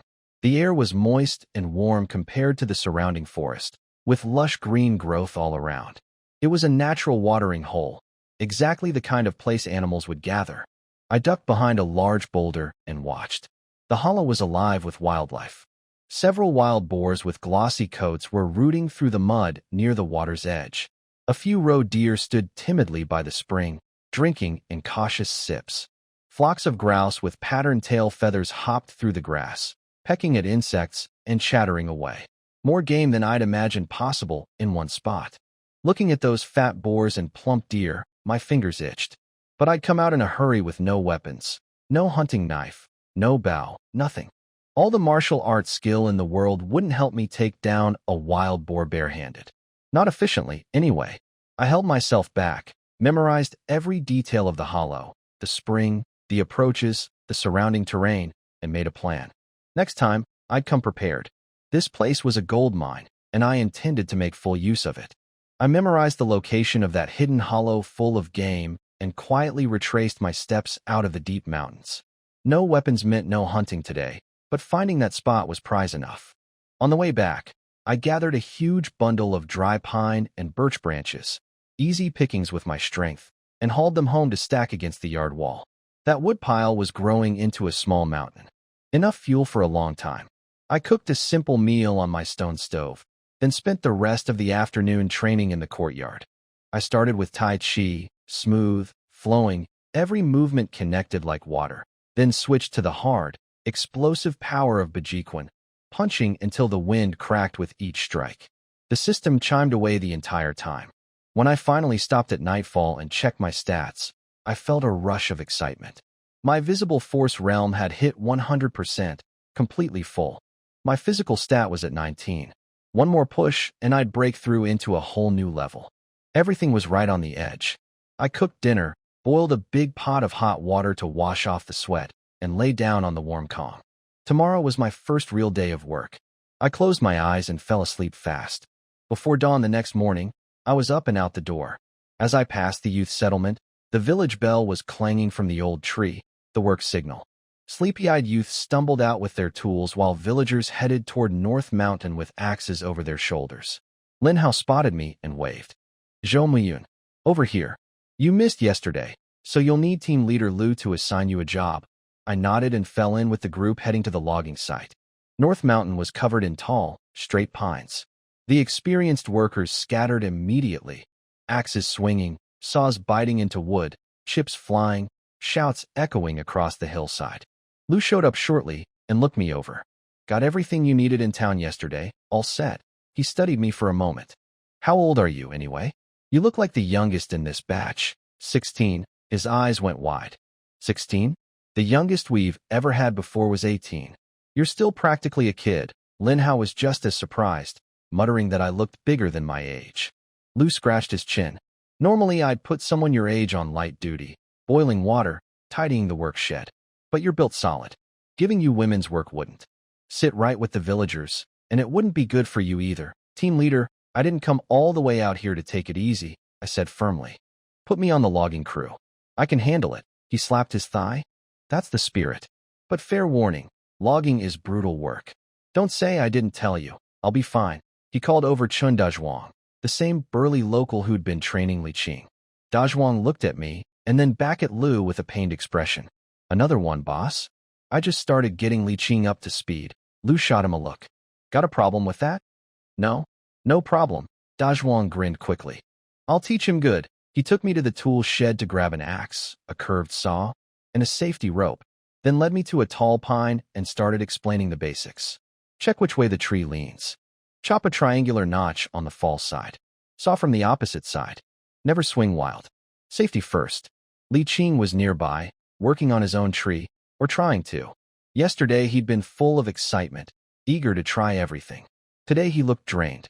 His arms moved slowly, his swings were weak, and all that first day enthusiasm had been beaten out of him by a single afternoon of real labor. He'd learned the hard way that logging was no adventure. It was backbreaking work. By mid-morning, I'd already learned every step of the logging process, reading the lean of a tree, chopping the notch, sawing from the opposite side, shouting the warning, and stripping the branches clean. With my physical stats, swinging an axe felt like lifting a chopstick. But I knew better than to show off on my first day. I kept my movements slow and deliberate, pretending I was still figuring things out, blending in with everyone else. Chen Dazhuang worked through the whole demonstration patiently, walking me through each step at a big pine tree. First rule, check the fall direction. This tree leans east, so we drop it east onto the clearing. Never toward people, never into dense trees. Get this wrong, and somebody dies. He swung his axe 3 times, carving a deep triangular notch into the trunk. Notch has to be exactly 1/3 deep. Too deep and the tree falls early. Too shallow and the saw won't pull it over. Li Qing, rubbing his aching arms nearby, groaned. That axe is so heavy. I can barely swing it 10 times before I'm done. Dazhuang laughed. Everyone's like that at first. Give it a few days. He moved to the opposite side with the curved saw and pulled it back and forth, smooth and steady, sawdust raining down. When only a thin layer of wood remained, he stepped back and bellowed. Timber. The tree crashed down exactly where he'd aimed. A perfect fall onto the open ground, shaking loose a cloud of dead leaves. Then he showed us how to strip the branches, working from tip to trunk, saving everything for firewood. The whole sequence was clean and efficient. I watched it all and said nothing. For me, none of this was hard. I hadn't even broken a sweat. But Dazhuang was dripping, and Li Qing looked half dead. Face pale, arms limp, cotton jacket soaked through with sweat. Logging in heavy winter clothes drained people fast. I just kept quiet and played the eager student. At noon, the work bell rang and everyone dropped their tools, flooding toward the cook shed. Smoke curled from the chimney, and the smell of food drifted across the site. Su Jingshu, Su Qingru, and Li Wenting were busy ladling out meals. I waited in line and quietly pulled an aluminum lunchbox out of my storage space when nobody was looking. Good thing I'd stashed one earlier, or I'd have had nothing to eat from. Lunch was 4 corn flour buns, dense and yellow, and a big scoop of stewed vegetables, cabbage, potatoes, radish, frozen tofu, dried beans, and wide noodles all simmered, together with pork fat and a few scraps of belly pork floating in the oily broth. Heavy on salt, heavy on grease, built to fill you up and keep you warm. By this era's standards, it was a feast. I carried my food to a quiet spot under a big pine tree, snapped off 2 smooth twigs for chopsticks, and ate slowly. The buns were rough, but the stew was rich and savory. Dazhuang plopped down next to me with his chipped bowl. So Xiaozhou, how's our food? Can you handle it? It's good, I said. Better than you'd think, he grinned. Can't be as fancy as what you ate in Beijing, right? I heard the restaurants there have everything. Honestly, city people eat by ration tickets too, I said. Meat at every meal? Not a chance. Huh? Then we've got it better out here, he puffed up proudly. During logging season, we get meat in the stew every single day. Beat that. I asked how long the logging season lasted. From after the autumn harvest all the way to spring planting, the whole winter. Snow makes it easier to haul logs by ox cart. Strange thing is, the big snow still hasn't come this year. And outside of winter, spring is planting, summer is tending crops, autumn is harvest. Those months are lighter work, but fewer work points and less pay. That's why everyone pushes hard during logging. It's where the real earnings are. He looked at me with genuine respect. You know, Xiaozhou, you're sharp. Strong too. You picked up the whole process in one morning. Give it a few more days, and you'll be working solo. Want to team up with me? Partners earn more work points together than working alone. Sure, I said without hesitation. I'm in. He slapped his thigh, beaming. Great. You and me, Xiaozhou, will be the top-earning pair in the whole brigade. The lunch break was over almost before it started. The work bell clanged again, and everyone groaned, dragging themselves back to the logging area with aching backs and stiff arms. Dazhuang led Li Qing and me to a pine tree about 30 centimeters across. This afternoon, you two take this one together. Miyun, you're the lead. You've got the strength and you learn fast. Li Qing, you assist with the saw. I'll stand right here and watch. Anything goes wrong, I'll stop you. Li Qing winced and rubbed his arm. My whole body's still jelly from this morning. I'm worried I'll slow Miyun down. Don't sweat it, Dazhuang said. Everybody's like that at first. These 10 days aren't about speed or output. Just get the feel for it. He explained the work point system too. During our 10-day training period, we'd earn 5 points a day, third-tier labor, the lowest rate. After that, points would depend on how many trees we felled. Experienced workers pulled 7 to 9 points daily, and the best could break 10. I circled the tree, picked the fall direction, east, toward the clearing, and got to work. I swung the axe in controlled, precise strokes, each one landing exactly where the last one did. Wood chips sprayed, and a clean triangular notch took shape in no time. Li Qing moved to the far side with the saw. He tried his best, but after the punishing morning, his arms were shaking. The saw wobbled. I quietly steadied the trunk for him without making a fuss, taking pressure off his side. Dazhuang coached us from the sideline. Miyun, half an inch deeper on that notch. Perfect. Li Qing, don't muscle it. Pull smooth and level. Li Qing was drenched in sweat, grimacing with every pull. I barely felt a thing. At my level, this work was effortless, but I kept my face calm and my pace measured. No reason to stand out. After about an hour, the trunk was down to a thin layer of wood. I stepped back and shouted, "Timber!" The pine crashed down exactly where I'd aimed, thumping into the clearing with a satisfying boom. Beautiful, Dazhuang clapped. Direction was dead on, not a single step wrong. Better than I expected from two beginners. We spent the rest of the afternoon stripping branches, me chopping quick and clean from tip to trunk, Li Qing gathering the cut limbs into a pile behind me. One tree. That was our whole afternoon's work, and Dazhuang said it was a great result for first-timers. Li Qing collapsed onto a stump, gasping. I just brushed the wood chips off my hands like nothing had happened.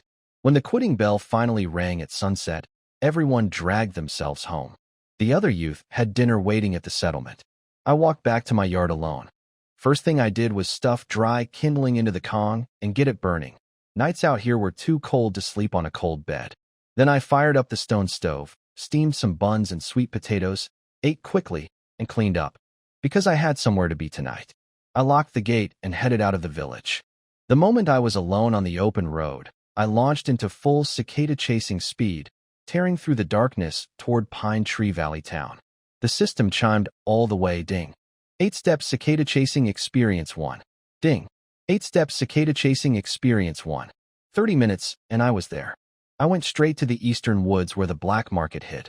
It had only been a day. Fifth Master Chen's people wouldn't have moved yet. Still, I figured it was smartest to find Ergu at the entrance and have him take me in. I spotted him leaning against a tree, smoking. I pulled the cloth over my face and called out quietly, "Brother Ergu." He recognized me right away and grinned, stubbing out his cigarette. "Hey, it's you. Back already? Need something else? Yeah? Was hoping to see Fifth Master again. No problem at all. He's in tonight. Follow me." He turned and led me into the pitch-black woods, weaving through the trees toward Chun Wu's hidden yard. I needed a proper weapon. That mountain hollow full of wild game was waiting for me, and this time I wasn't going back empty-handed. The little yard outside town was dark and quiet, guarded as always. Ergu walked me in without trouble. The lookout recognized us and waved us through. Fifth Master Chen was sitting at his Kong table drinking tea. His face lit up when he saw me. "Brother Zhou Yun, only been a day and you're back already. Sorry to bother you again, Fifth Master." "Bother? You can come every day, and I'll keep the door wide open. He called for tea and sent Urga back to his post. We sat down. He poured me a bowl of something fragrant. I took a sip and told him honestly, I don't know much about tea, but this tastes like the good stuff. He laughed. Straight shooter. I like that. So what do you need this time? I didn't dance around it. Weapons. I'm wondering if you can get your hands on some. His smile deepened. He leaned in and lowered his voice. Brother, you came to exactly the right person. In this whole area, when it comes to things that aren't supposed to be sold, I'm the only one with the connections. What kind are you after? I held up my fingers in the shape of the number 8. He understood immediately. Long or short, one of each. He sucked in a breath and nodded slowly. That's not small stuff. It won't be cheap. Name your price. He held up 3 fingers, then 2 more. 300 for the long one, 200 for the short one. 200 rounds each. You won't find a better deal anywhere in Pine Tree Valley. I lit a cigarette and took a slow drag, letting the silence sit. Chun Wu didn't rush me. He just waited, watching me with a look that said he knew I wasn't an ordinary young man. I finished the cigarette, crushed it out, and said, I'll take both. Then I added, do you have anything else? Cold weapons, blades, swords. Something shifted in his eyes. In this day and age, plenty of people dealt in firearms, but someone asking for edged weapons on top of that? That was a different breed entirely. He studied me for a moment, then smiled carefully. Nobody's interested in that kind of thing anymore. But as it happens, I do have one piece. A real piece. Question is whether you can afford it. Let me see it first. Huh. I like your nerve. Follow me. He led me across the yard to a separate building in the northwest corner. 5 or 6 tough-looking men stood guard at the door, all clearly trained fighters. They snapped to attention when Chun Wu approached. He unlocked the door and pulled the light cord. The room was his secret warehouse, stacked with grain, cloth, kerosene, medicine, and tools. Impressive collection. Show me the blade, I said. He went to the very back and carefully lifted a heavy wooden box wrapped in old cloth. He set it on the table, unwrapped it slowly, and opened the lid. Inside, resting on velvet lining, lay a sword. It was beautiful. The scabbard was deep red, fine old rosewood, dense and smooth. The guard, pommel, and fittings were cast bronze with intricate cloud and thunder patterns, the kind of metalwork that spoke of centuries. The handle was long enough for 1 or 2 hands, wrapped tight with cord that gave a perfect, sure grip. I drew it. The ring of steel sang through the room, one clean, high note that hung in the air. The blade was straight, narrow, and proud, with 8 faceted edges along its length instead of the usual 4.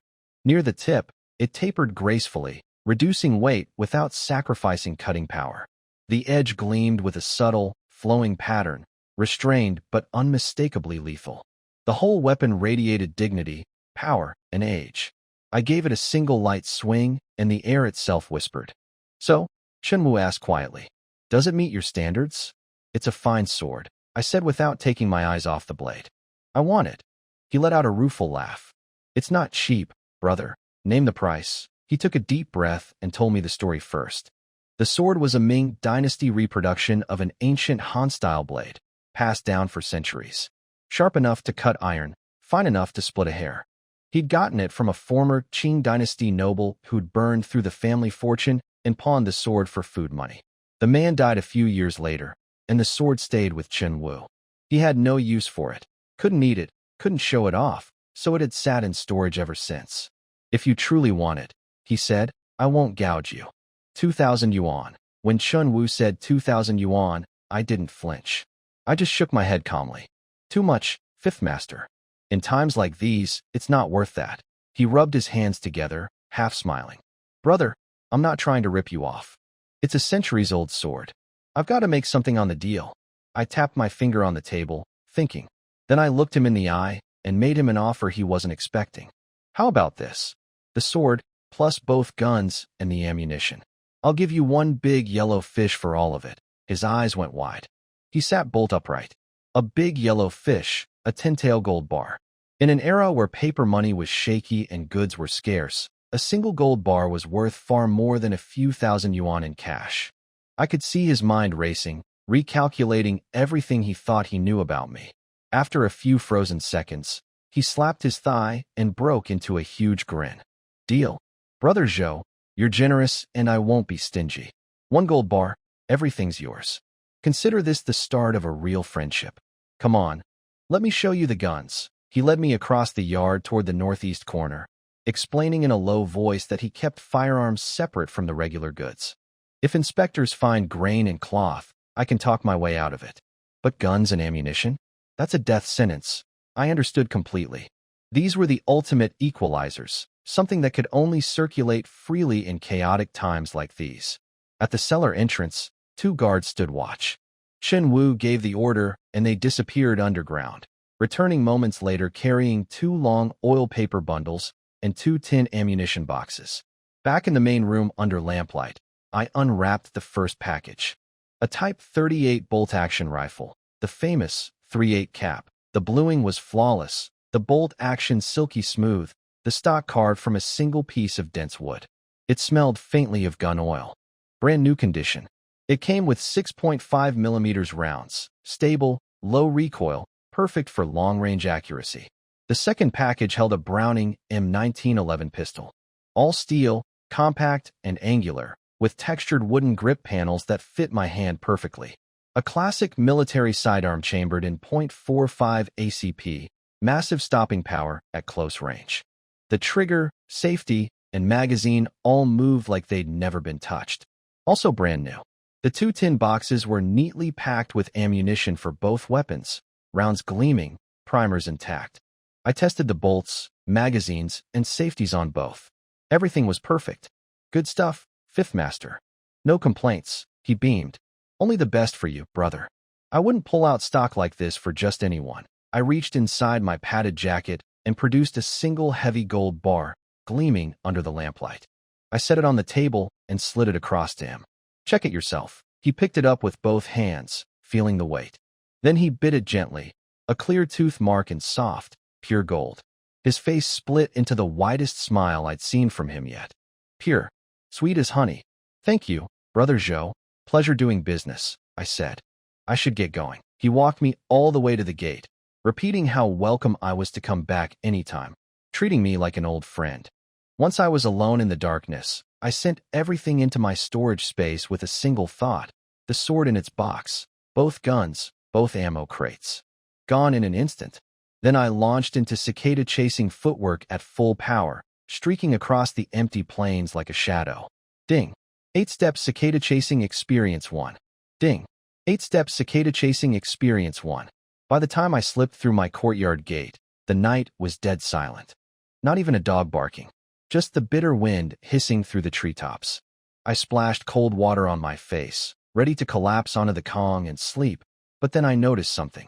Tiny flakes of snow were drifting past the window, cold and silent. I stepped outside and looked up. The snow was falling fast and thick. This wasn't a light dusting. By morning, the ground would be buried. And when heavy snow hit Heilongjiang, the temperature plunged straight through the walls. I crouched by the stove and shoved in several armfuls of the driest, hardest wood I had. Flames roared up and warmth slowly spread through the Kong and into every corner of the room. Once the whole place was toasty and sealed against the cold, I blew out the lamp, stripped off my outer clothes, and stretched out on the hot Kong. Outside, the wind picked up and the snow fell harder, howling against the walls.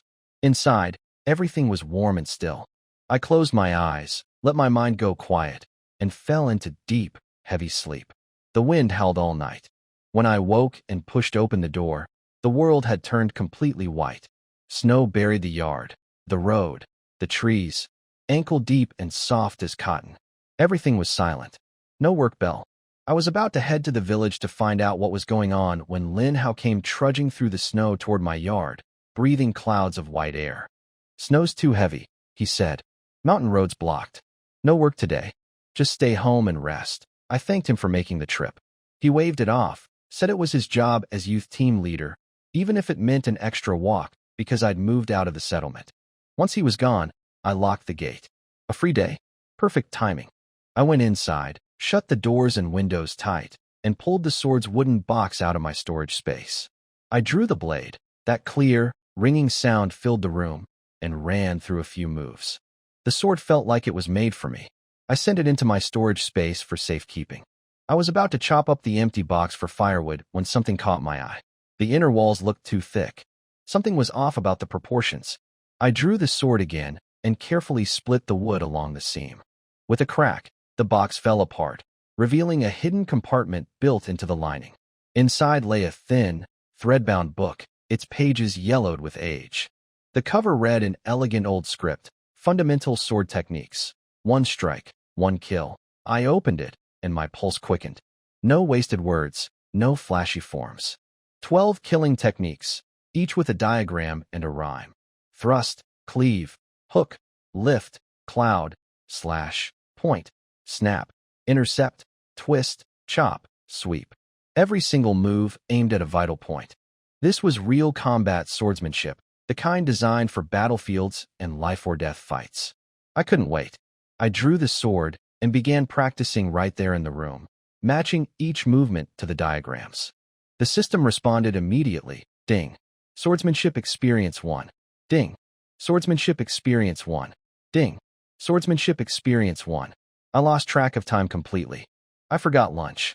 I just kept training, each strike getting sharper, each movement more fluid, until I was breathing hard and sweating through my clothes. When I finally stopped and checked my stats, there were some welcome surprises. My cicada-chasing footwork had broken through to level 4 from all that sprinting back and forth to town. My physical stat had climbed to 20. My new swordsmanship skill was already at level 1 with 67% proficiency. But my visible force realm was still stuck at 100%, full, but not yet broken through to the next stage. I was right at the door of dark force, just couldn't push through yet. I wasn't worried. It would come. Hunger finally caught up with me. The snow outside was too heavy to bother going out to the stove, so I just poured hot water from my thermos into a basin, crumbled a leftover corn bun into it, and ate the mushy result. Tasteless, but it filled the hole. Sitting cross-legged on the warm Kong afterward, flipping through a medical book, I let my mind work on a bigger problem. Training this hard burned through enormous amounts of energy. Corn buns and sweet potatoes weren't going to cut it. I needed real nutrition, meat, good grain, to keep my body fueled.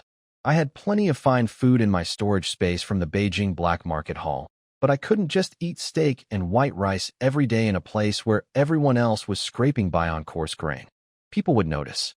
People would talk. The answer was hunting. That hidden hollow in the mountains was full of wild boar, roe deer, and grouse. If I brought back game from the forest, nobody would question where the meat came from. It was a perfectly natural, honest explanation. I could feed myself properly, support my training, and never raise a single eyebrow. Once the snow eased up enough to walk, I'd head into the mountains. With my new weapons, the ancient sword, and my martial arts at the peak of visible force, that wilderness was about to become my personal pantry. The snow kept falling for 2 solid days before it finally let up. The whole village was buried, thick white covering everything, roads frozen shut, no chance of logging or even leaving the house. Everyone got an unexpected break. I made the most of it. Behind locked doors, I treated myself to real food from my storage space. Steamed white flour buns, stewed cured meat. The kind of meals I couldn't risk eating when anyone might drop by. The only annoyance was cooking outside on the stone stove while snow kept landing on my shoulders and soaking my clothes. I made a mental note to build a shelter over the cooking area once things thawed out. The good food made a huge difference.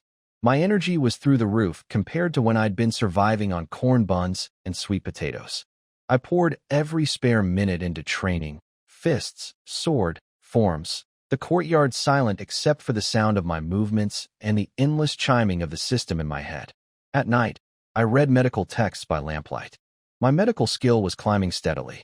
Then, on the second night, it happened. I was flowing through Tai Chi in the warm room when something shifted inside me. A current of energy I'd never felt before began moving through my body, threading along paths I could somehow sense, but never had before. It felt like a wall crumbling. Something that had been holding me back simply dissolved. I pulled up my stats instantly. National Martial Arts, Dark Force, 1%. I'd broken through. My physical stat had jumped to 21. Bajikwan and Tai Chi had both hit level 4. Medical skill reached level 2. Swordsmanship was at level 2. Everything had surged forward. I had to test it. I settled into a Tai Chi stance and threw a casual punch. No real effort, just an easy, relaxed movement. There was a dull thump. I stared at the door. A fist-sized hole had been punched clean through the solid wood, the edges smooth and precise. I hadn't even touched it. I'd been standing several feet away. That was dark force. Where visible force trained your muscles and bones for explosive external power, dark force was internal. Hidden energy stored deep inside, released through the body without any outward sign. Contained on the surface, devastating on impact. I'd barely used any strength and punched through a wooden door from a distance. I stood there flexing my fist, feeling the power flowing through me, and couldn't help smiling. That afternoon, the snow finally eased from a blizzard to light flurries. I gave my body a rest, just reading medical books on the warm calm.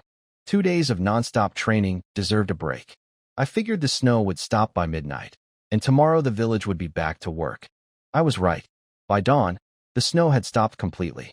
I opened my door to a blinding white world.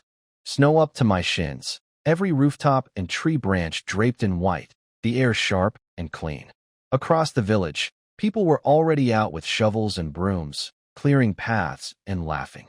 I looked toward the youth settlement, 300 meters away, and realized I could see every face clearly. Their expressions, the way they moved, details I never could have made out before.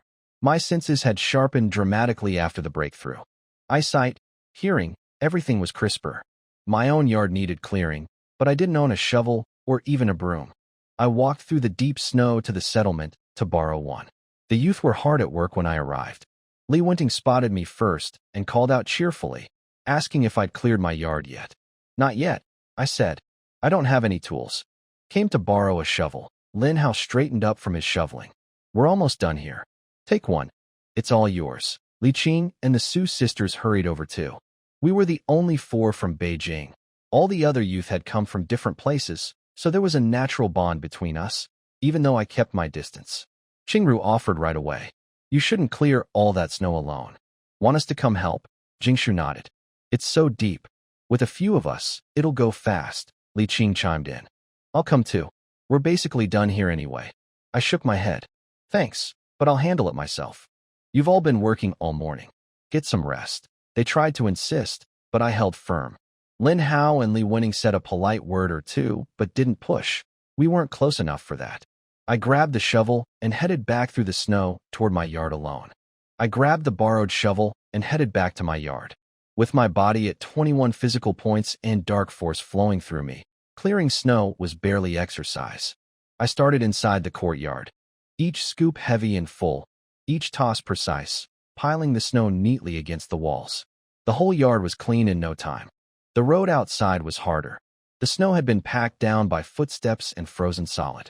I angled the shovel underneath, let just a touch of dark force flow through my arms, and the hardened slabs cracked loose like nothing. I cleared a wide, clean path from my gate all the way to the main road.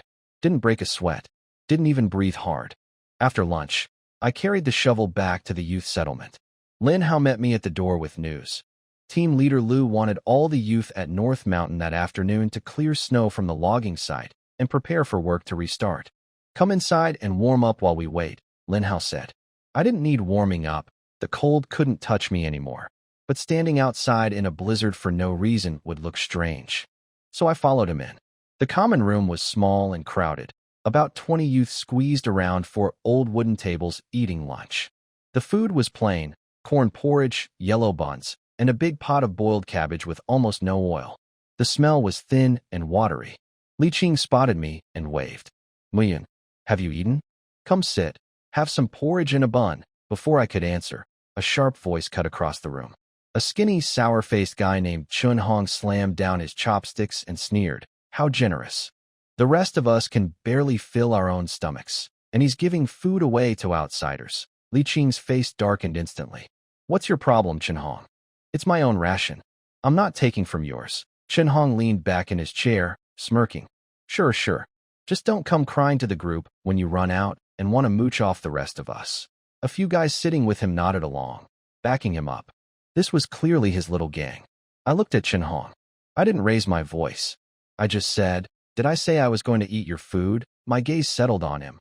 Calm, steady, with the kind of weight that comes naturally after breaking through to dark force. I wasn't trying to intimidate him. I was just looking at him. He flinched.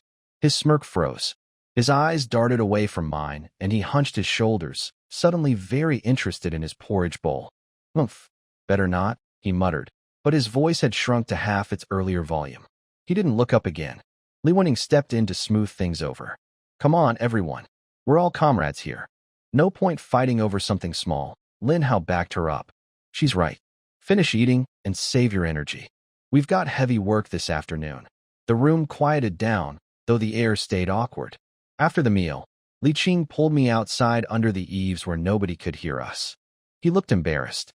"Sorry about that. Didn't mean to drag you into our mess." I leaned against the wall. "What's the deal with Qinhong?" Li Qing sighed. "The four of us from Beijing, me, Jingshu, Qingru, and you. We're new, so our rations are smaller than what the older youth earn through work points. But meals here are shared from a common pot. Qinhong's crowd thinks we eat too much and work too little. On top of that, we're from the capital and our families are a bit better off. They're jealous. They take every chance to pick on us." I understood immediately. Jealousy and pettiness, nothing new. Li Qing grabbed my arm, his face serious. "Watch out for Qinhong. You're from Beijing too, and you live alone, which probably looks comfortable to him. He's the type to hold grudges and gang up on people. If anything happens, don't try to handle it alone. The four of us need to stick together out here." I smiled faintly. "Don't worry about me. Honestly, I'd be happy if he came looking for trouble." The work bell rang, and everyone headed to North Mountain with shovels and brooms. I walked at the back with Li Qing and the Su sisters, our boots crunching through the soft snow. Jingshu pulled her coat tighter against the wind, her cheeks pink from the cold. "How's cooking for yourself going, Mian? Isn't it a hassle living alone?" "It's great," I said, kicking a clump of snow. "Once I got the basics set up, it's way better than the settlement. More freedom." Qingru bounced over, curious as always. "But why did you move out? At least at the settlement you've got company." "That's exactly the problem," I said. "On my own, there's no drama to deal with. Peace and quiet." Li Qing slapped his thigh. "You saw it coming before any of us." "Smart move." I glanced at him. "You could move out too. There are probably more empty houses in the village." He scratched his head and looked at the sisters. "Can't. I already handed my rations over to the settlement's common pot for this month. And if I left, Jingshu and Qingru would be stuck dealing with Qinhong's gang by themselves. I need to be there." I let my eyes drift between him and Jingshu, smiling. "If you're going to move, might as well all move out together. You two aren't exactly subtle about your relationship, you know." Both their faces turned bright red in an instant. Li Qing stammered. Jingshu ducked her head, gripping her coat hem, ears glowing pink. Qingru burst out laughing and piled on gleefully. "Miyun, let me tell you, Li Qing and my sister are childhood sweethearts. They grew up next door to each other. If it wasn't for this whole countryside thing, they'd probably be getting engaged this year." "Qingru, shut up." Jingshu swatted her sister's arm, face red as an apple. I smiled. "You didn't need to tell me. It's pretty obvious." Li Qing looked at Jingshu with genuine warmth and admitted it openly. "It's true. We've been close since we were kids." I remembered something from the train and asked, "Didn't you say your dad's a workshop supervisor at the steel plant? He couldn't have gotten you a work assignment to stay in the city." Qingru jumped in before anyone else could answer. "Oh, he totally could have. Li Qing didn't have to come at all. He gave up his spot because of my sister, followed us here so we wouldn't be alone." I raised my eyebrows. "That's quite the love story." Li Qing patted my shoulder with a knowing look. "You're still young, Miyun. When you meet someone you really care about, you'll understand." I clicked my tongue dismissively.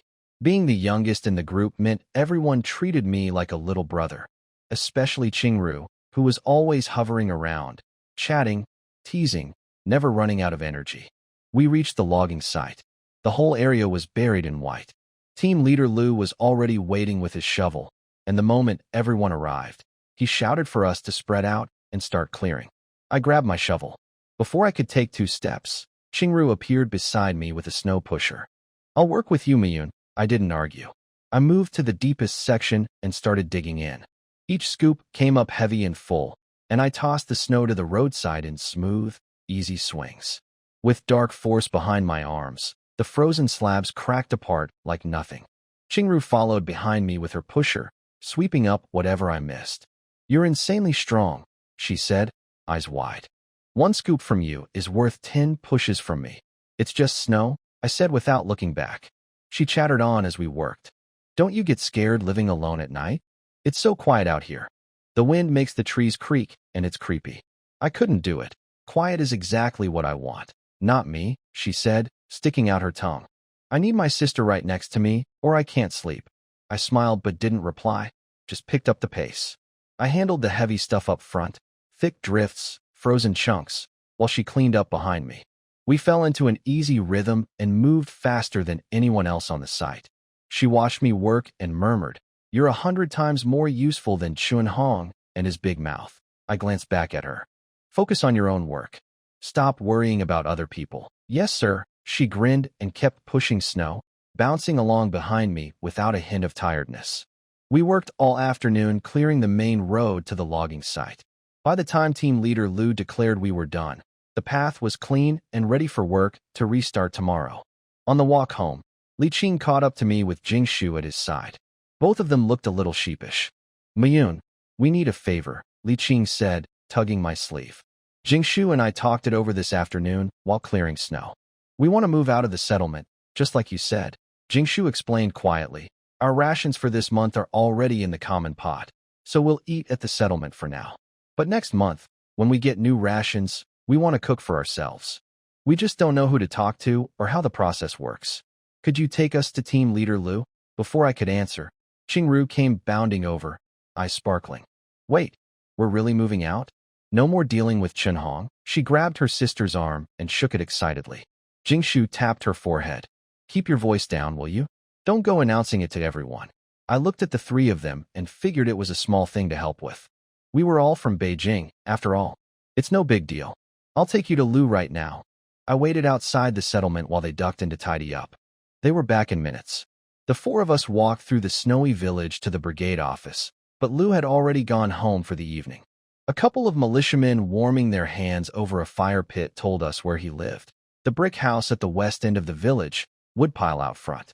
We found the place and I knocked. Lu's booming voice came through the door. "Who is it?" "Come in." He was sitting on the kong smoking his pipe. The moment he saw me, he grinned and waved us to the warm seats. I handed him a cigarette and lit it for him, like always. "So what brings you all over?" he asked, blowing a lazy smoke ring. I gestured to the three behind me. "They'd like to rent a place in the village too. The settlement isn't working out for them." Lu's eyes went wide and his face broke into a huge smile. He slapped his thigh. "Wonderful. That's wonderful news." I could practically see the math running behind his eyes. More rent money for the brigade. He was thrilled. "We've got plenty of empty places," he said, waving toward the door. Several families moved to the commune, left their houses sitting empty. There are 2 nice little yards on the west side, close to Miyun's place. You'd practically be neighbors, perfect for looking out for each other. Li Qing and the sisters thanked him over and over. Lu held up a hand. "Only problem is, we can't do the paperwork tonight. Accountant Chen went to town this morning for supply reports and won't be back until late. Come to the brigade office first thing tomorrow morning and I'll have everything ready." They thanked him again and he shooed them out the door with a wave. "Go on, get back before it's too dark." Roads are slippery, but as the three of them disappeared into the snow, Lu's expression shifted. He reached over and patted my arm, keeping me behind. He had something else to talk about. I watched Li Qing and the sisters disappear into the snowy night, but Lu held me back. I raised an eyebrow. "Something else, team leader." He set down his pipe and grinned warmly. "No official business. I just figured. Those three have the settlement's kitchen to go back to, but you've got nothing but a cold stove waiting at home. Stay and eat with us tonight. Save yourself the trouble." He didn't have to ask twice. After a whole afternoon of clearing snow, the last thing I wanted was to go home and cook from scratch. I won't say no to that. "Thank you, and thank your wife too. Don't be so formal." He waved his big hand and hollered toward the back room. "Wife, throw on a couple extra grain cakes and fry up some sour cabbage with noodles.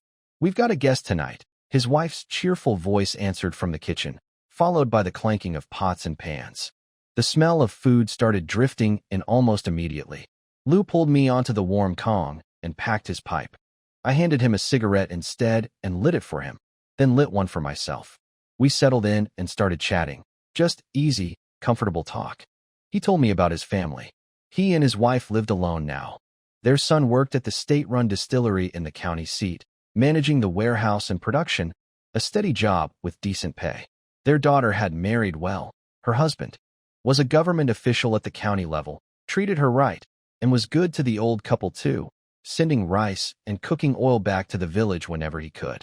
Only thing is, Lou sighed, a trace of loneliness creeping into his voice. Both kids are settled in the city, busy all year round, hardly ever make it home. It's just the two of us out here, feeding chickens and handling village business. You young people showing up has actually livened things up around here. I smiled. Your children are doing well, and you and Auntie get to enjoy your peace.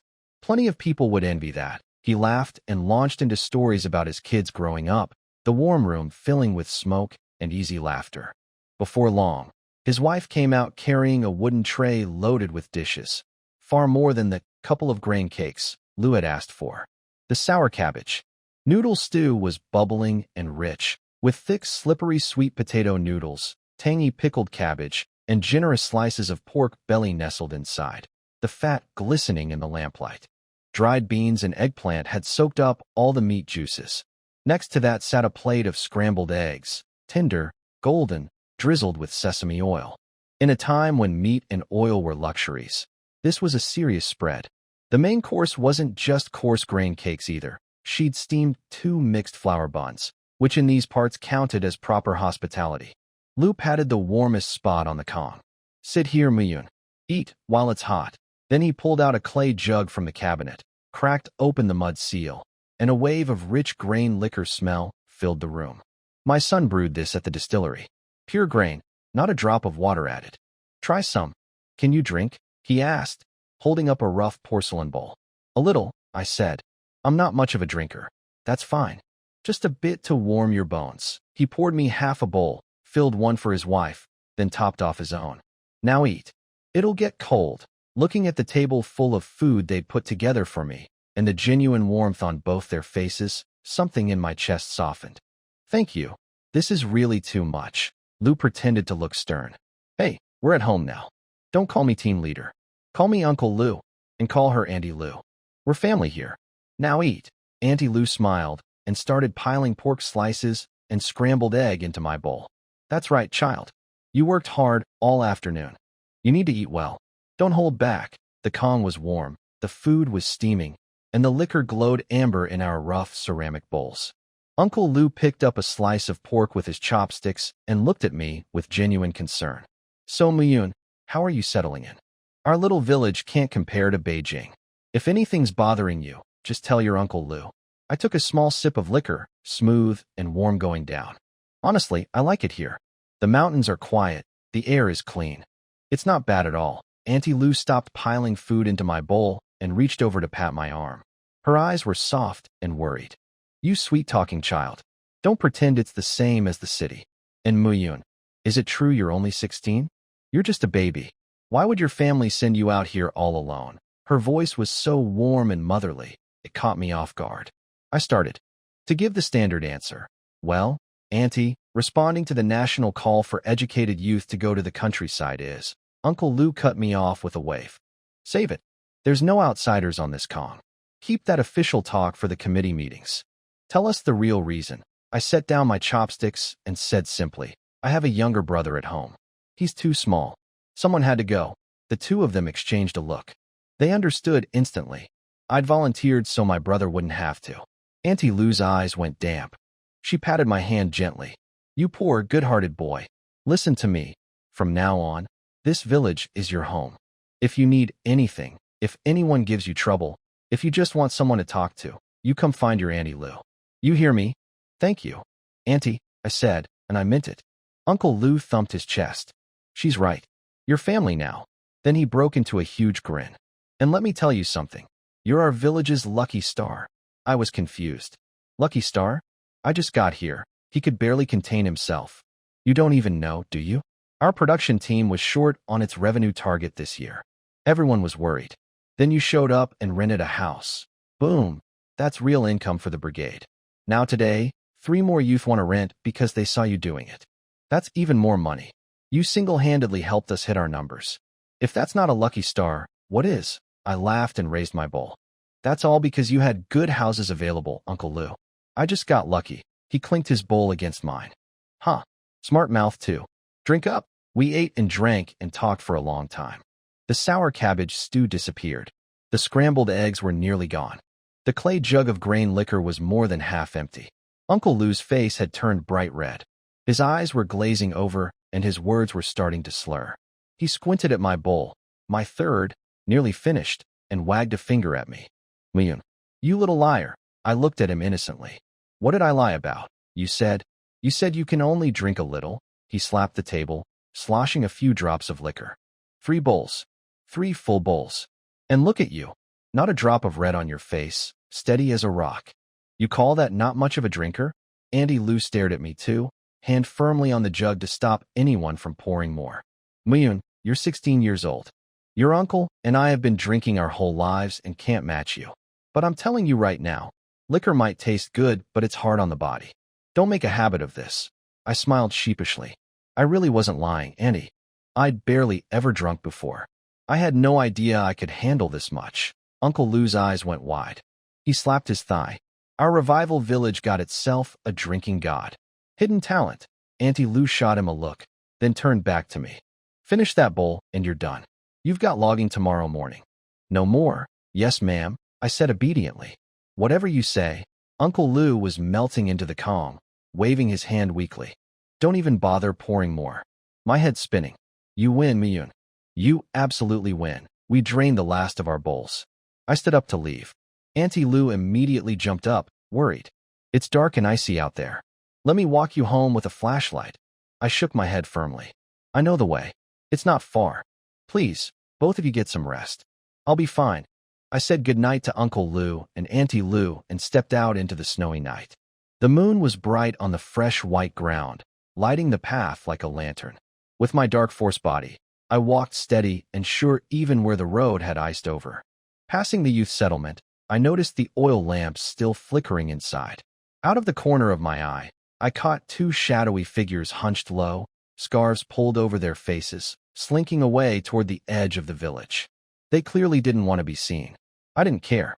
Whatever they were up to had nothing to do with me. I got home, stoked the Kong fire, and fell asleep fast, the warm bed and the lingering glow of good liquor pulling me under within minutes. I slept deeply and woke before dawn feeling completely refreshed. But even that wasn't early enough.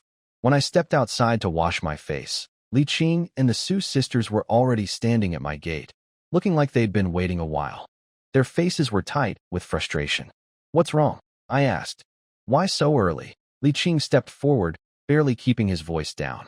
We can't stand one more second in that place. Qingru jumped in, pouting. The minute we got back last night, Chun Hong ambushed us. He said we were off, kissing up to connections and pulling strings.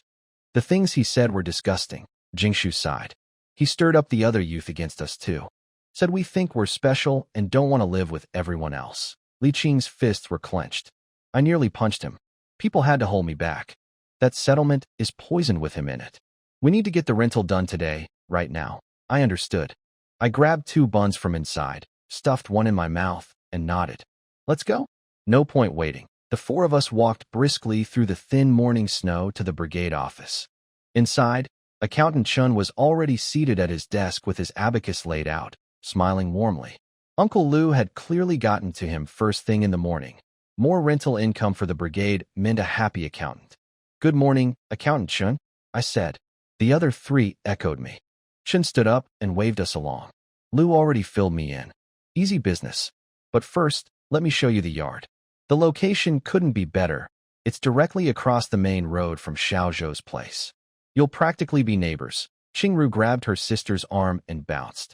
That's perfect. We can just shout across the road if we need anything. We walked barely a minute before we were standing in front of the place. It sat right across from my yard, just one village road between us. The layout was almost identical to mine.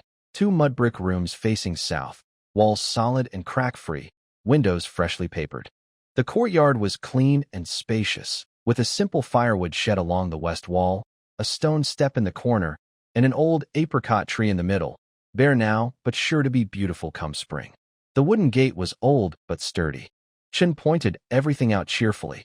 2 rooms, one for the sisters, one for Li Qing. Firewood sheds already built. Just sweep out the dust and wipe down the furniture, and you can move in today. Only thing you'll need to sort out on your own is pots, bowls, and cooking supplies. Li Qing and the sisters looked the yard over carefully and loved it. Clean rooms, solid walls, a proper courtyard, and my place right across the road. Compared to the mess at the settlement, it was a different world. Li Qing didn't hesitate. We'll take it, Accountant Chen. Chen smiled and laid out the terms. 1 yuan a month, 12 yuan for the year up front, same as my deal. Future years could be partially deducted from work points if cash was tight. Done, Li Qing said without blinking. Anything to get out of the settlement. We walked back to the Brigade office to sign the paperwork.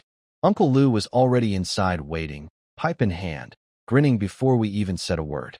When Li Qing confirmed they were renting, Lu clapped 3 times like he'd just won a prize. Chen wrote up the lease in neat brushstrokes. Dates, rent, responsibilities, all spelled out clearly. Li Qing counted out 12 yuan, signed his name, and pressed his thumbprint into the red ink. Chen split the document in 2 and handed him a copy. Guard this carefully. It's your proof. Lu added one more thing. You 3 are excused from logging today. Use the day to clean up your new place. Old Chen, the cart driver, is heading to the commune for supplies. Ride along and buy your pots, bowls, and cooking gear so you're ready to start living there. The sisters were visibly moved by how thoughtful he was. Jingshu bowed and thanked him warmly. I said my goodbyes and started to leave, but Lu grabbed my arm. Hold on, Miyun. Work bell's about to ring. Walk with me to North Mountain. We headed out together through the snowy morning. On the way, he looked at me with genuine worry. Miyun, logging is serious work. Swinging axes, pulling saws, it's all brute strength. You're young. If you get tired, take a break. I'm the team leader. Nobody's going to give you trouble for resting. I'll make sure of that. I kept my pace steady, boots crunching through the snow. Uncle Lu, honestly, this kind of work isn't hard for me. I'll be fine. He studied my face, saw I wasn't just being stubborn, and nodded. All right, but don't push yourself past your limit. Safety first. The logging site was already alive with noise when we arrived. Axes thudding, saws grinding, men shouting to each other across the hillside. Everyone was hard at work. I said goodbye to Lu and headed to find Dazhuang. He was crouched by the tool area, sharpening a saw and arranging axes. He looked up, glanced behind me, and frowned. Where's Li Qing? How come it's just you? He's got the day off. Personal business, I said, picking up a sharp, wide-bladed axe. Just you and me today, Dazhuang nodded and gave me his usual reminder. Fine, but we've been off for 2 days because of the snow. Don't tell me you forgot everything I taught you. This job needs technique, not just muscle. Safety comes first, always. I hefted the axe, good weight, good balance, and nodded at Dazhuang. Don't worry. Everything you taught me is right here, I said, tapping my head. I'm not forgetting any of it. That's what I like to hear. Let's get to it. We picked out a tall, straight larch with a trunk about 35 centimeters across. Good, tight wood, top-quality lumber. Dazhuang pointed east toward a clearing. We drop it that way. Watch out for the snow ditches. I stepped up and swung. The notch came out textbook perfect. Right angle, right depth, with chips flying clean. Every stroke landed exactly where the last one did. Dazhuang watched with raised eyebrows, but said nothing. We took up the 2-man saw, standing on opposite sides of the trunk, and started pulling. Dazhuang had planned to carry most of the weight, figuring I was young and would tire fast. But the moment we started, he realized my pulls were rock steady, perfectly timed, no wasted motion. I was holding back, using only the strength of a normal strong worker, nothing close to my real power. But even that was more than enough. Half an hour later, the trunk cracked, and I called out. Timber. The tree fell exactly where we'd aimed, crashing into the snowy clearing and sending up a cloud of white powder. Dazhuang stared at me and stuck up his thumb. Unbelievable, Xiaozhou. I figured you'd need 2 breaks in the middle. You didn't even sweat. Your technique and your strength, it's 10 times better than when I started years ago. I shrugged. Just following the steps. And working with a good partner helps. We cleaned the branches and cut the trunk into regulation-length sections. My cuts were smooth and precise, every measurement exact. Dazhuang shook his head in amazement. By mid-morning, we'd felled 2 full-size trees. way ahead of every other team on the mountain. Dazhuang suddenly grabbed my arm as I started eyeing a third tree. Hold on. Let's take a break. I was confused. We're doing great. Why stop? He pulled me to a sunny, sheltered spot out of the wind and sat me down. Listen, you're new here, so you don't know how things work yet. During your first 10 days, you get a fixed number of work points no matter what, whether you fell 10 trees or 1. It's a training period. You just have to show you're learning and putting in effort. He handed me a canteen and continued. If we keep going this fast, we'll make the experienced workers look bad. People will say they're slacking because 2 newcomers are outproducing them. That makes enemies. Better to slow down, take our time, rest when we want, and still collect the same points at the end of the day. Why kill ourselves for nothing? It clicked immediately. He was absolutely right. Showing off during a fixed pay period was pointless and could cause real problems. You're smarter than me about this stuff, Dazhuang. We'll do it your way. Nice and easy. He grinned and leaned back against a tree trunk, soaking up the winter sun. 1 more tree this afternoon, and we're golden. Steady points. No trouble. No sore muscles.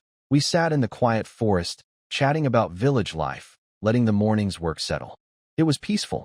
When the lunch bell clanged across the mountain, everyone dropped their tools and lined up at the cook's shed. Same meal as before, stewed cabbage and potato with a few precious slices of fatty pork and 4 dense corn buns each. Simple, same thing every day, but nobody complained. In a time when oil and meat were luxuries, a hot meal with a shimmer of grease on top was something to be grateful for. While Dazhuang and I were up on North Mountain, Li Qing and the sisters rode old Qin's ox cart to the commune to buy their kitchen supplies. I heard about it later. The supply cooperative had everything they needed: big iron woks, ceramic bowls, aluminum basins, bamboo chopsticks, cutting boards, water crocks. Qingru was practically bouncing off the walls pointing at things. Jingshu, careful as always, made sure nothing got missed: bowls, knives, oil jars, ladles, strainers, the works. The cashier tallied everything up and told them they were a few industrial coupons short. Without a moment's hesitation, all 3 of them pulled out every ticket and coupon their families had sent them with: grain coupons, industrial vouchers, cloth tickets, and spread the whole lot across the counter. Even the saleswoman was impressed. You kids don't hold back. Best of luck in your new home. They bought everything, packed it all up, and waited in the cold outside the store for old Chun to finish his business. When he rolled up with the ox cart, he felt terrible for making them wait. They assured him they'd only been there a few minutes. He helped load the water crock, the iron pots, and all the bowls and utensils onto the cart, tied everything down tight, and they headed back to the village with a full load. Back on the mountain, Dazhuang and I had a lazy, perfect afternoon. After our morning rest, we strolled deeper into the forest when the work bell rang. Dazhuang laid out the plan. We already felled 2 this morning. That's more than enough to stand out. This afternoon, we pick the fattest tree we can find and take our sweet time with it. 1 tree, the whole afternoon. No rushing, no showing off, no sore muscles. Sounds right to me, I said. We found a monster, a larch with a trunk 45 centimeters across, a full 10 centimeters thicker than the morning's trees. Real timber. Dazhuang slapped the bark and grinned. This one, big enough to keep us busy all afternoon without hurrying. I chopped the notch the usual way, controlled swings, textbook angle and depth, holding my power way back to match what a normal strong worker would do. Then we set up the 2-man saw and started pulling. Slow, steady, almost lazy. The saw bit into the thick trunk with a rhythmic creak, sawdust drifting down like snow. Dazhuang chatted while we worked. People think logging is about brute force, but it's really about finesse. Keep the cut level, pull even, and slow work makes the cleanest cut. I can feel that, I said, matching his easy pace. Going slower is actually smoother. We spent the entire afternoon on that 1 tree. Sun filtering through the branches, snow melting on our shoulders, no pressure, no strain. When the trunk finally cracked and the big larch tipped over exactly where we'd aimed, crashing into the snowy slope in a cloud of white powder, it felt almost leisurely. We cleaned the branches and cut the sections at the same unhurried pace. By the time the quitting bell rang, we'd produced 1 beautifully processed tree. 1 tree in an entire afternoon, but done perfectly, well within the rules of our training period, and neither of us had broken a sweat. The evening sun turned the snow golden as I walked back from the mountain. Across the road from my yard, the new place was buzzing with activity. Li Qing was wiping down window frames. Jingshu was organizing the new pots and bowls, and Xingru was sweeping snow out of the courtyard. All three of them were sweaty but beaming. I strolled over and leaned against the open gate. Need a hand? Xingru nearly jumped out of her skin. She spun around, clutching her chest. Muyan, how do you walk without making any sound? You almost killed me. You owe me an apology. Li Qing and Jingshu turned and smiled, waving me in. Jingshu handed me a bowl of water. Sit down, rest. You've been logging all day. I looked around at the half-organized chaos and offered again to help, but Li Qing wouldn't hear of it. We're almost done. You worked way harder than us today. Then Jingshu's eyes lit up. Stay for dinner tonight. It's our first meal in the new house. You have to be here. Xingru forgot all about her scare and started bouncing. Yes. First dinner together. I asked if they weren't eating at the settlement this month since their rations were already in the common pot. Li Qing waved dismissively. Forget those rations. I'd rather lose the food than go back and listen to Chun Hong's garbage one more time. Jingshu leaned in with a conspiratorial smile. We bought pork at the commune today. I'm making stewed meat tonight. Pork. That settled it. Well, I'm definitely not saying no to that. Li Qing clapped my shoulder. You shouldn't. We still owe you for helping us get out of that place. A meal is the least we can do. I waved that off and told them I'd run home and come back shortly. Back at my yard, I thought about it. They were spending their precious pork on me. I couldn't show up empty-handed. I pulled out a cloth bag and scooped some fine white flour from my storage space.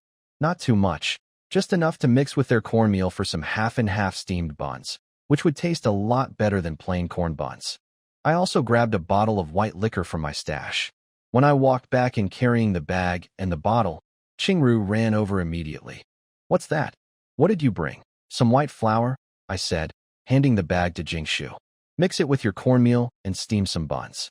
They'll be softer than straight corn. Jingshu tried to push it back. We invited you. We can't take your flour. White flour is so precious.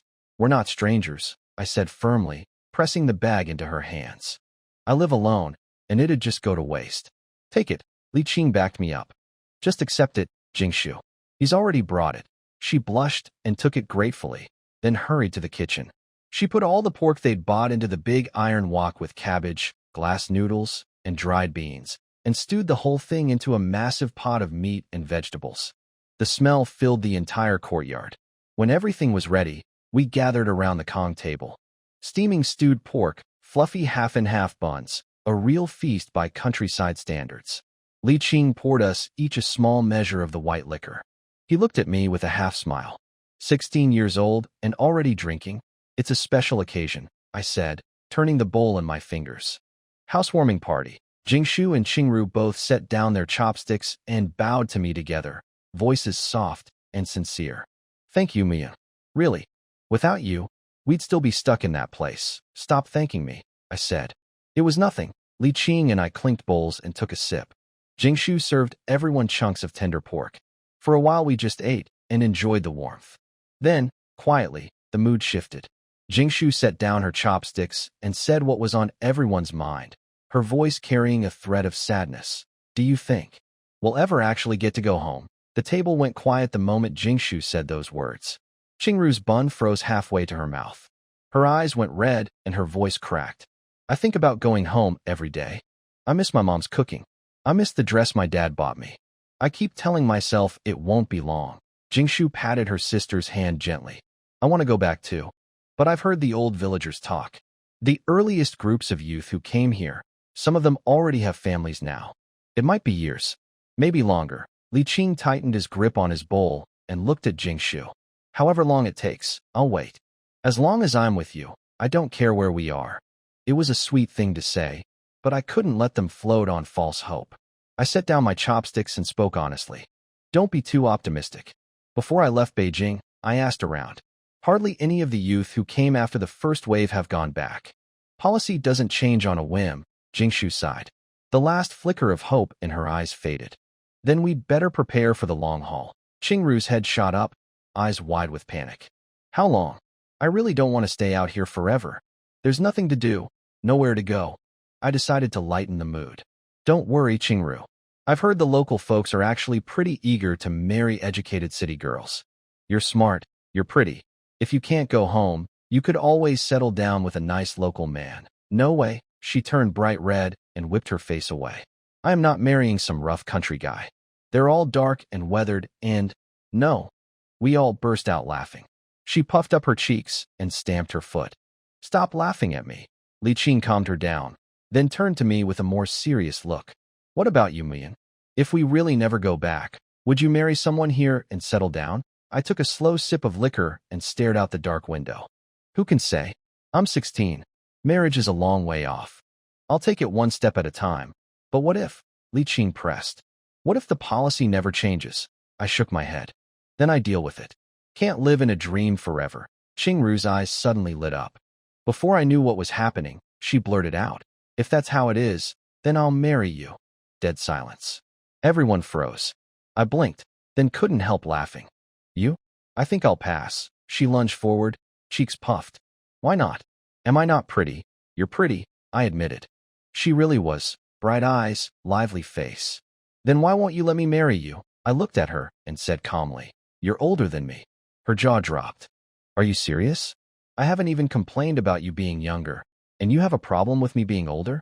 It's only 2 years. She was ranting so hard, she didn't notice Jingshu and Li Qing exchanging glances, both biting back laughter. When she finally caught them grinning, and saw me trying not to smile, the realization of what she'd just said hit her all at once.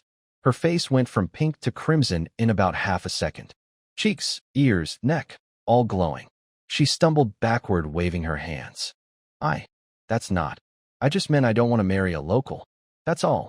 I didn't mean. We all laughed again, and this time even she couldn't help a tiny embarrassed smile. In a place like this, in times like these, that kind of innocent, silly warmth was worth more than gold. We ate and drank until the night grew deep. When I finally stood to leave, all 3 of them tried to stop me. Li Qing wanted me to stay longer. Jingshu worried about ice on the road. Qingru volunteered to walk me home. I waved them all off. It's literally across the road. I'll survive. Li Qing shook his head in amazement.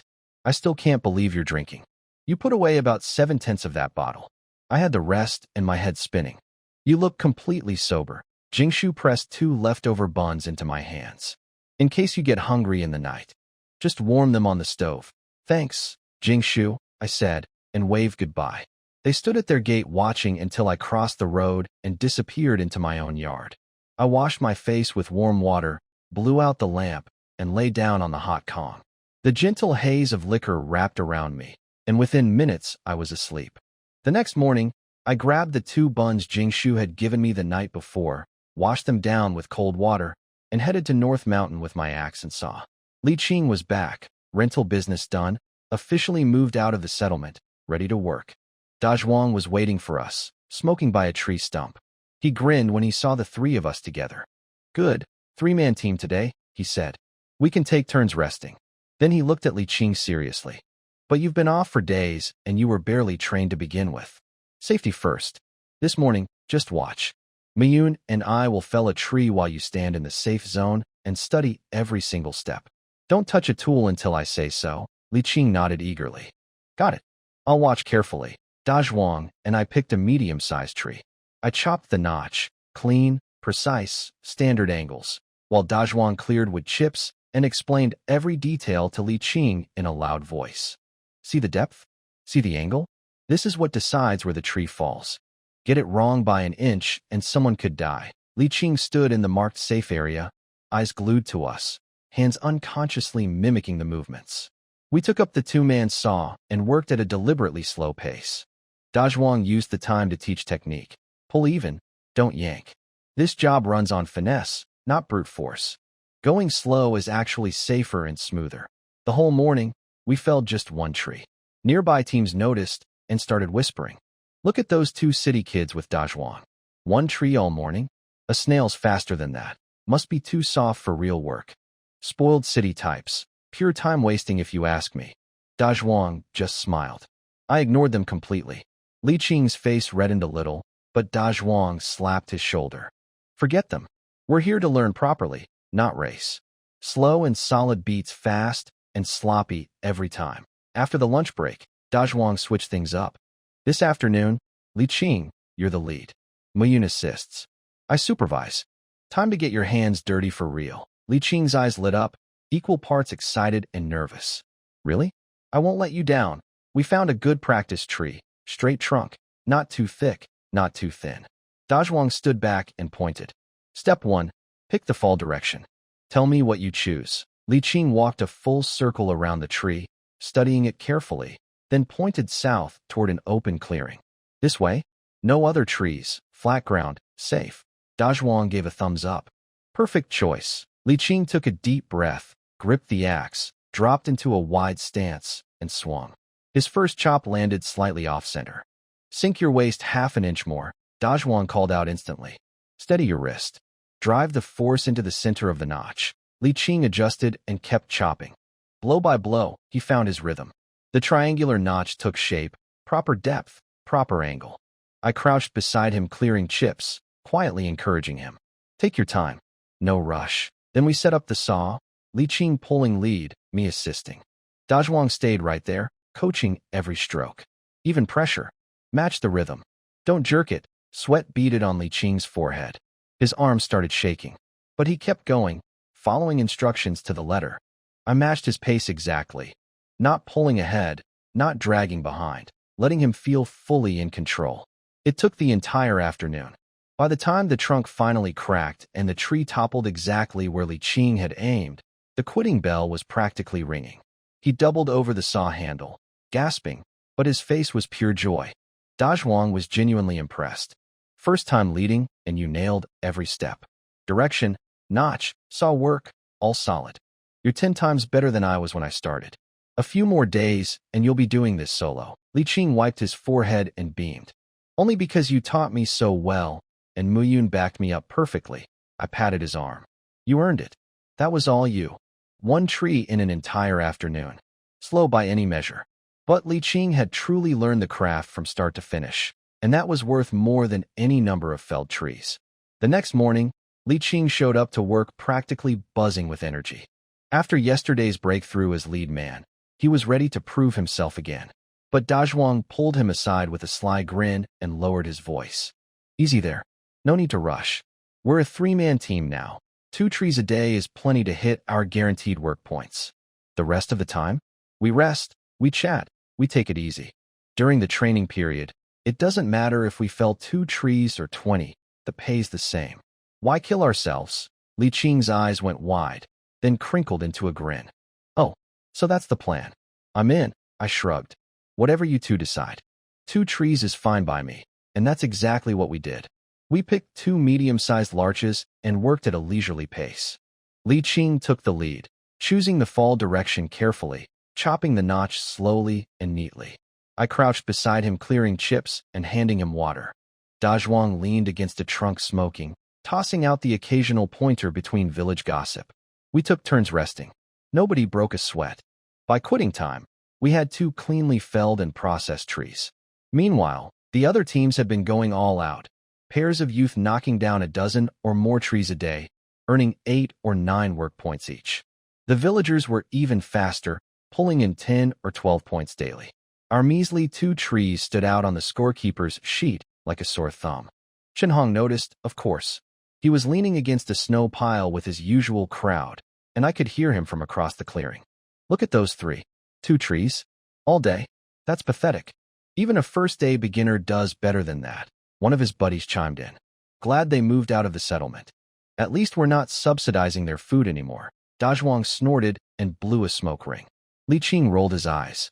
I didn't even look their way. We were comfortable, our points were secure, and their sour words meant nothing. This became our routine for the rest of the training period. Every morning, Dazhuang would stroll through the forest, pick out 2 trees, and call us over. These 2. Same rules.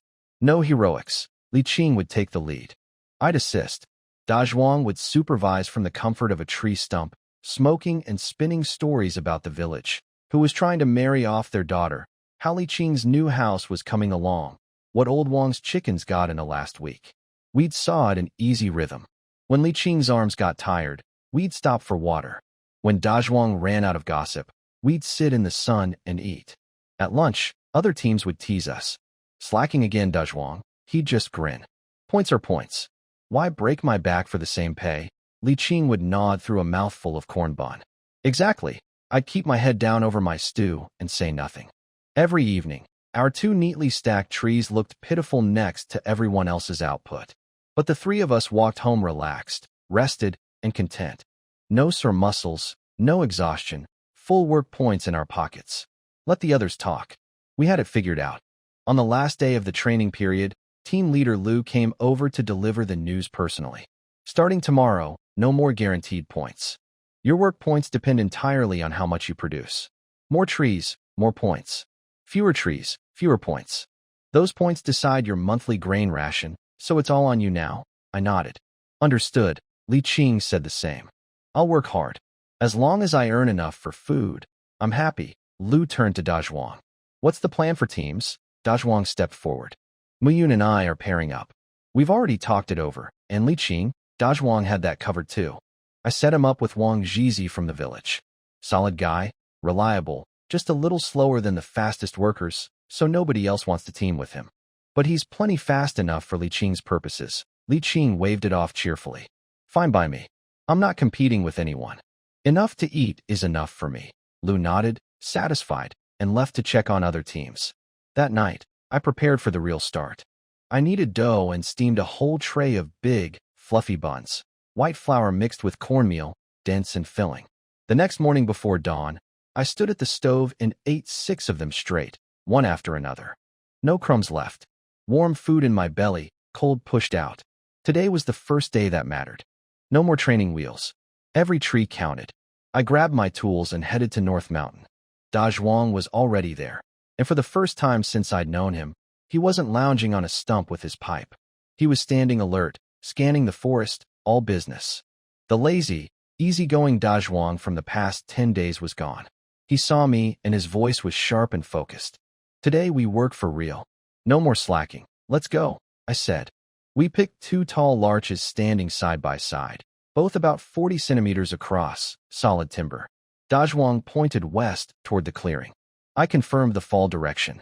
Everything checked out. I took up the axe and went to work.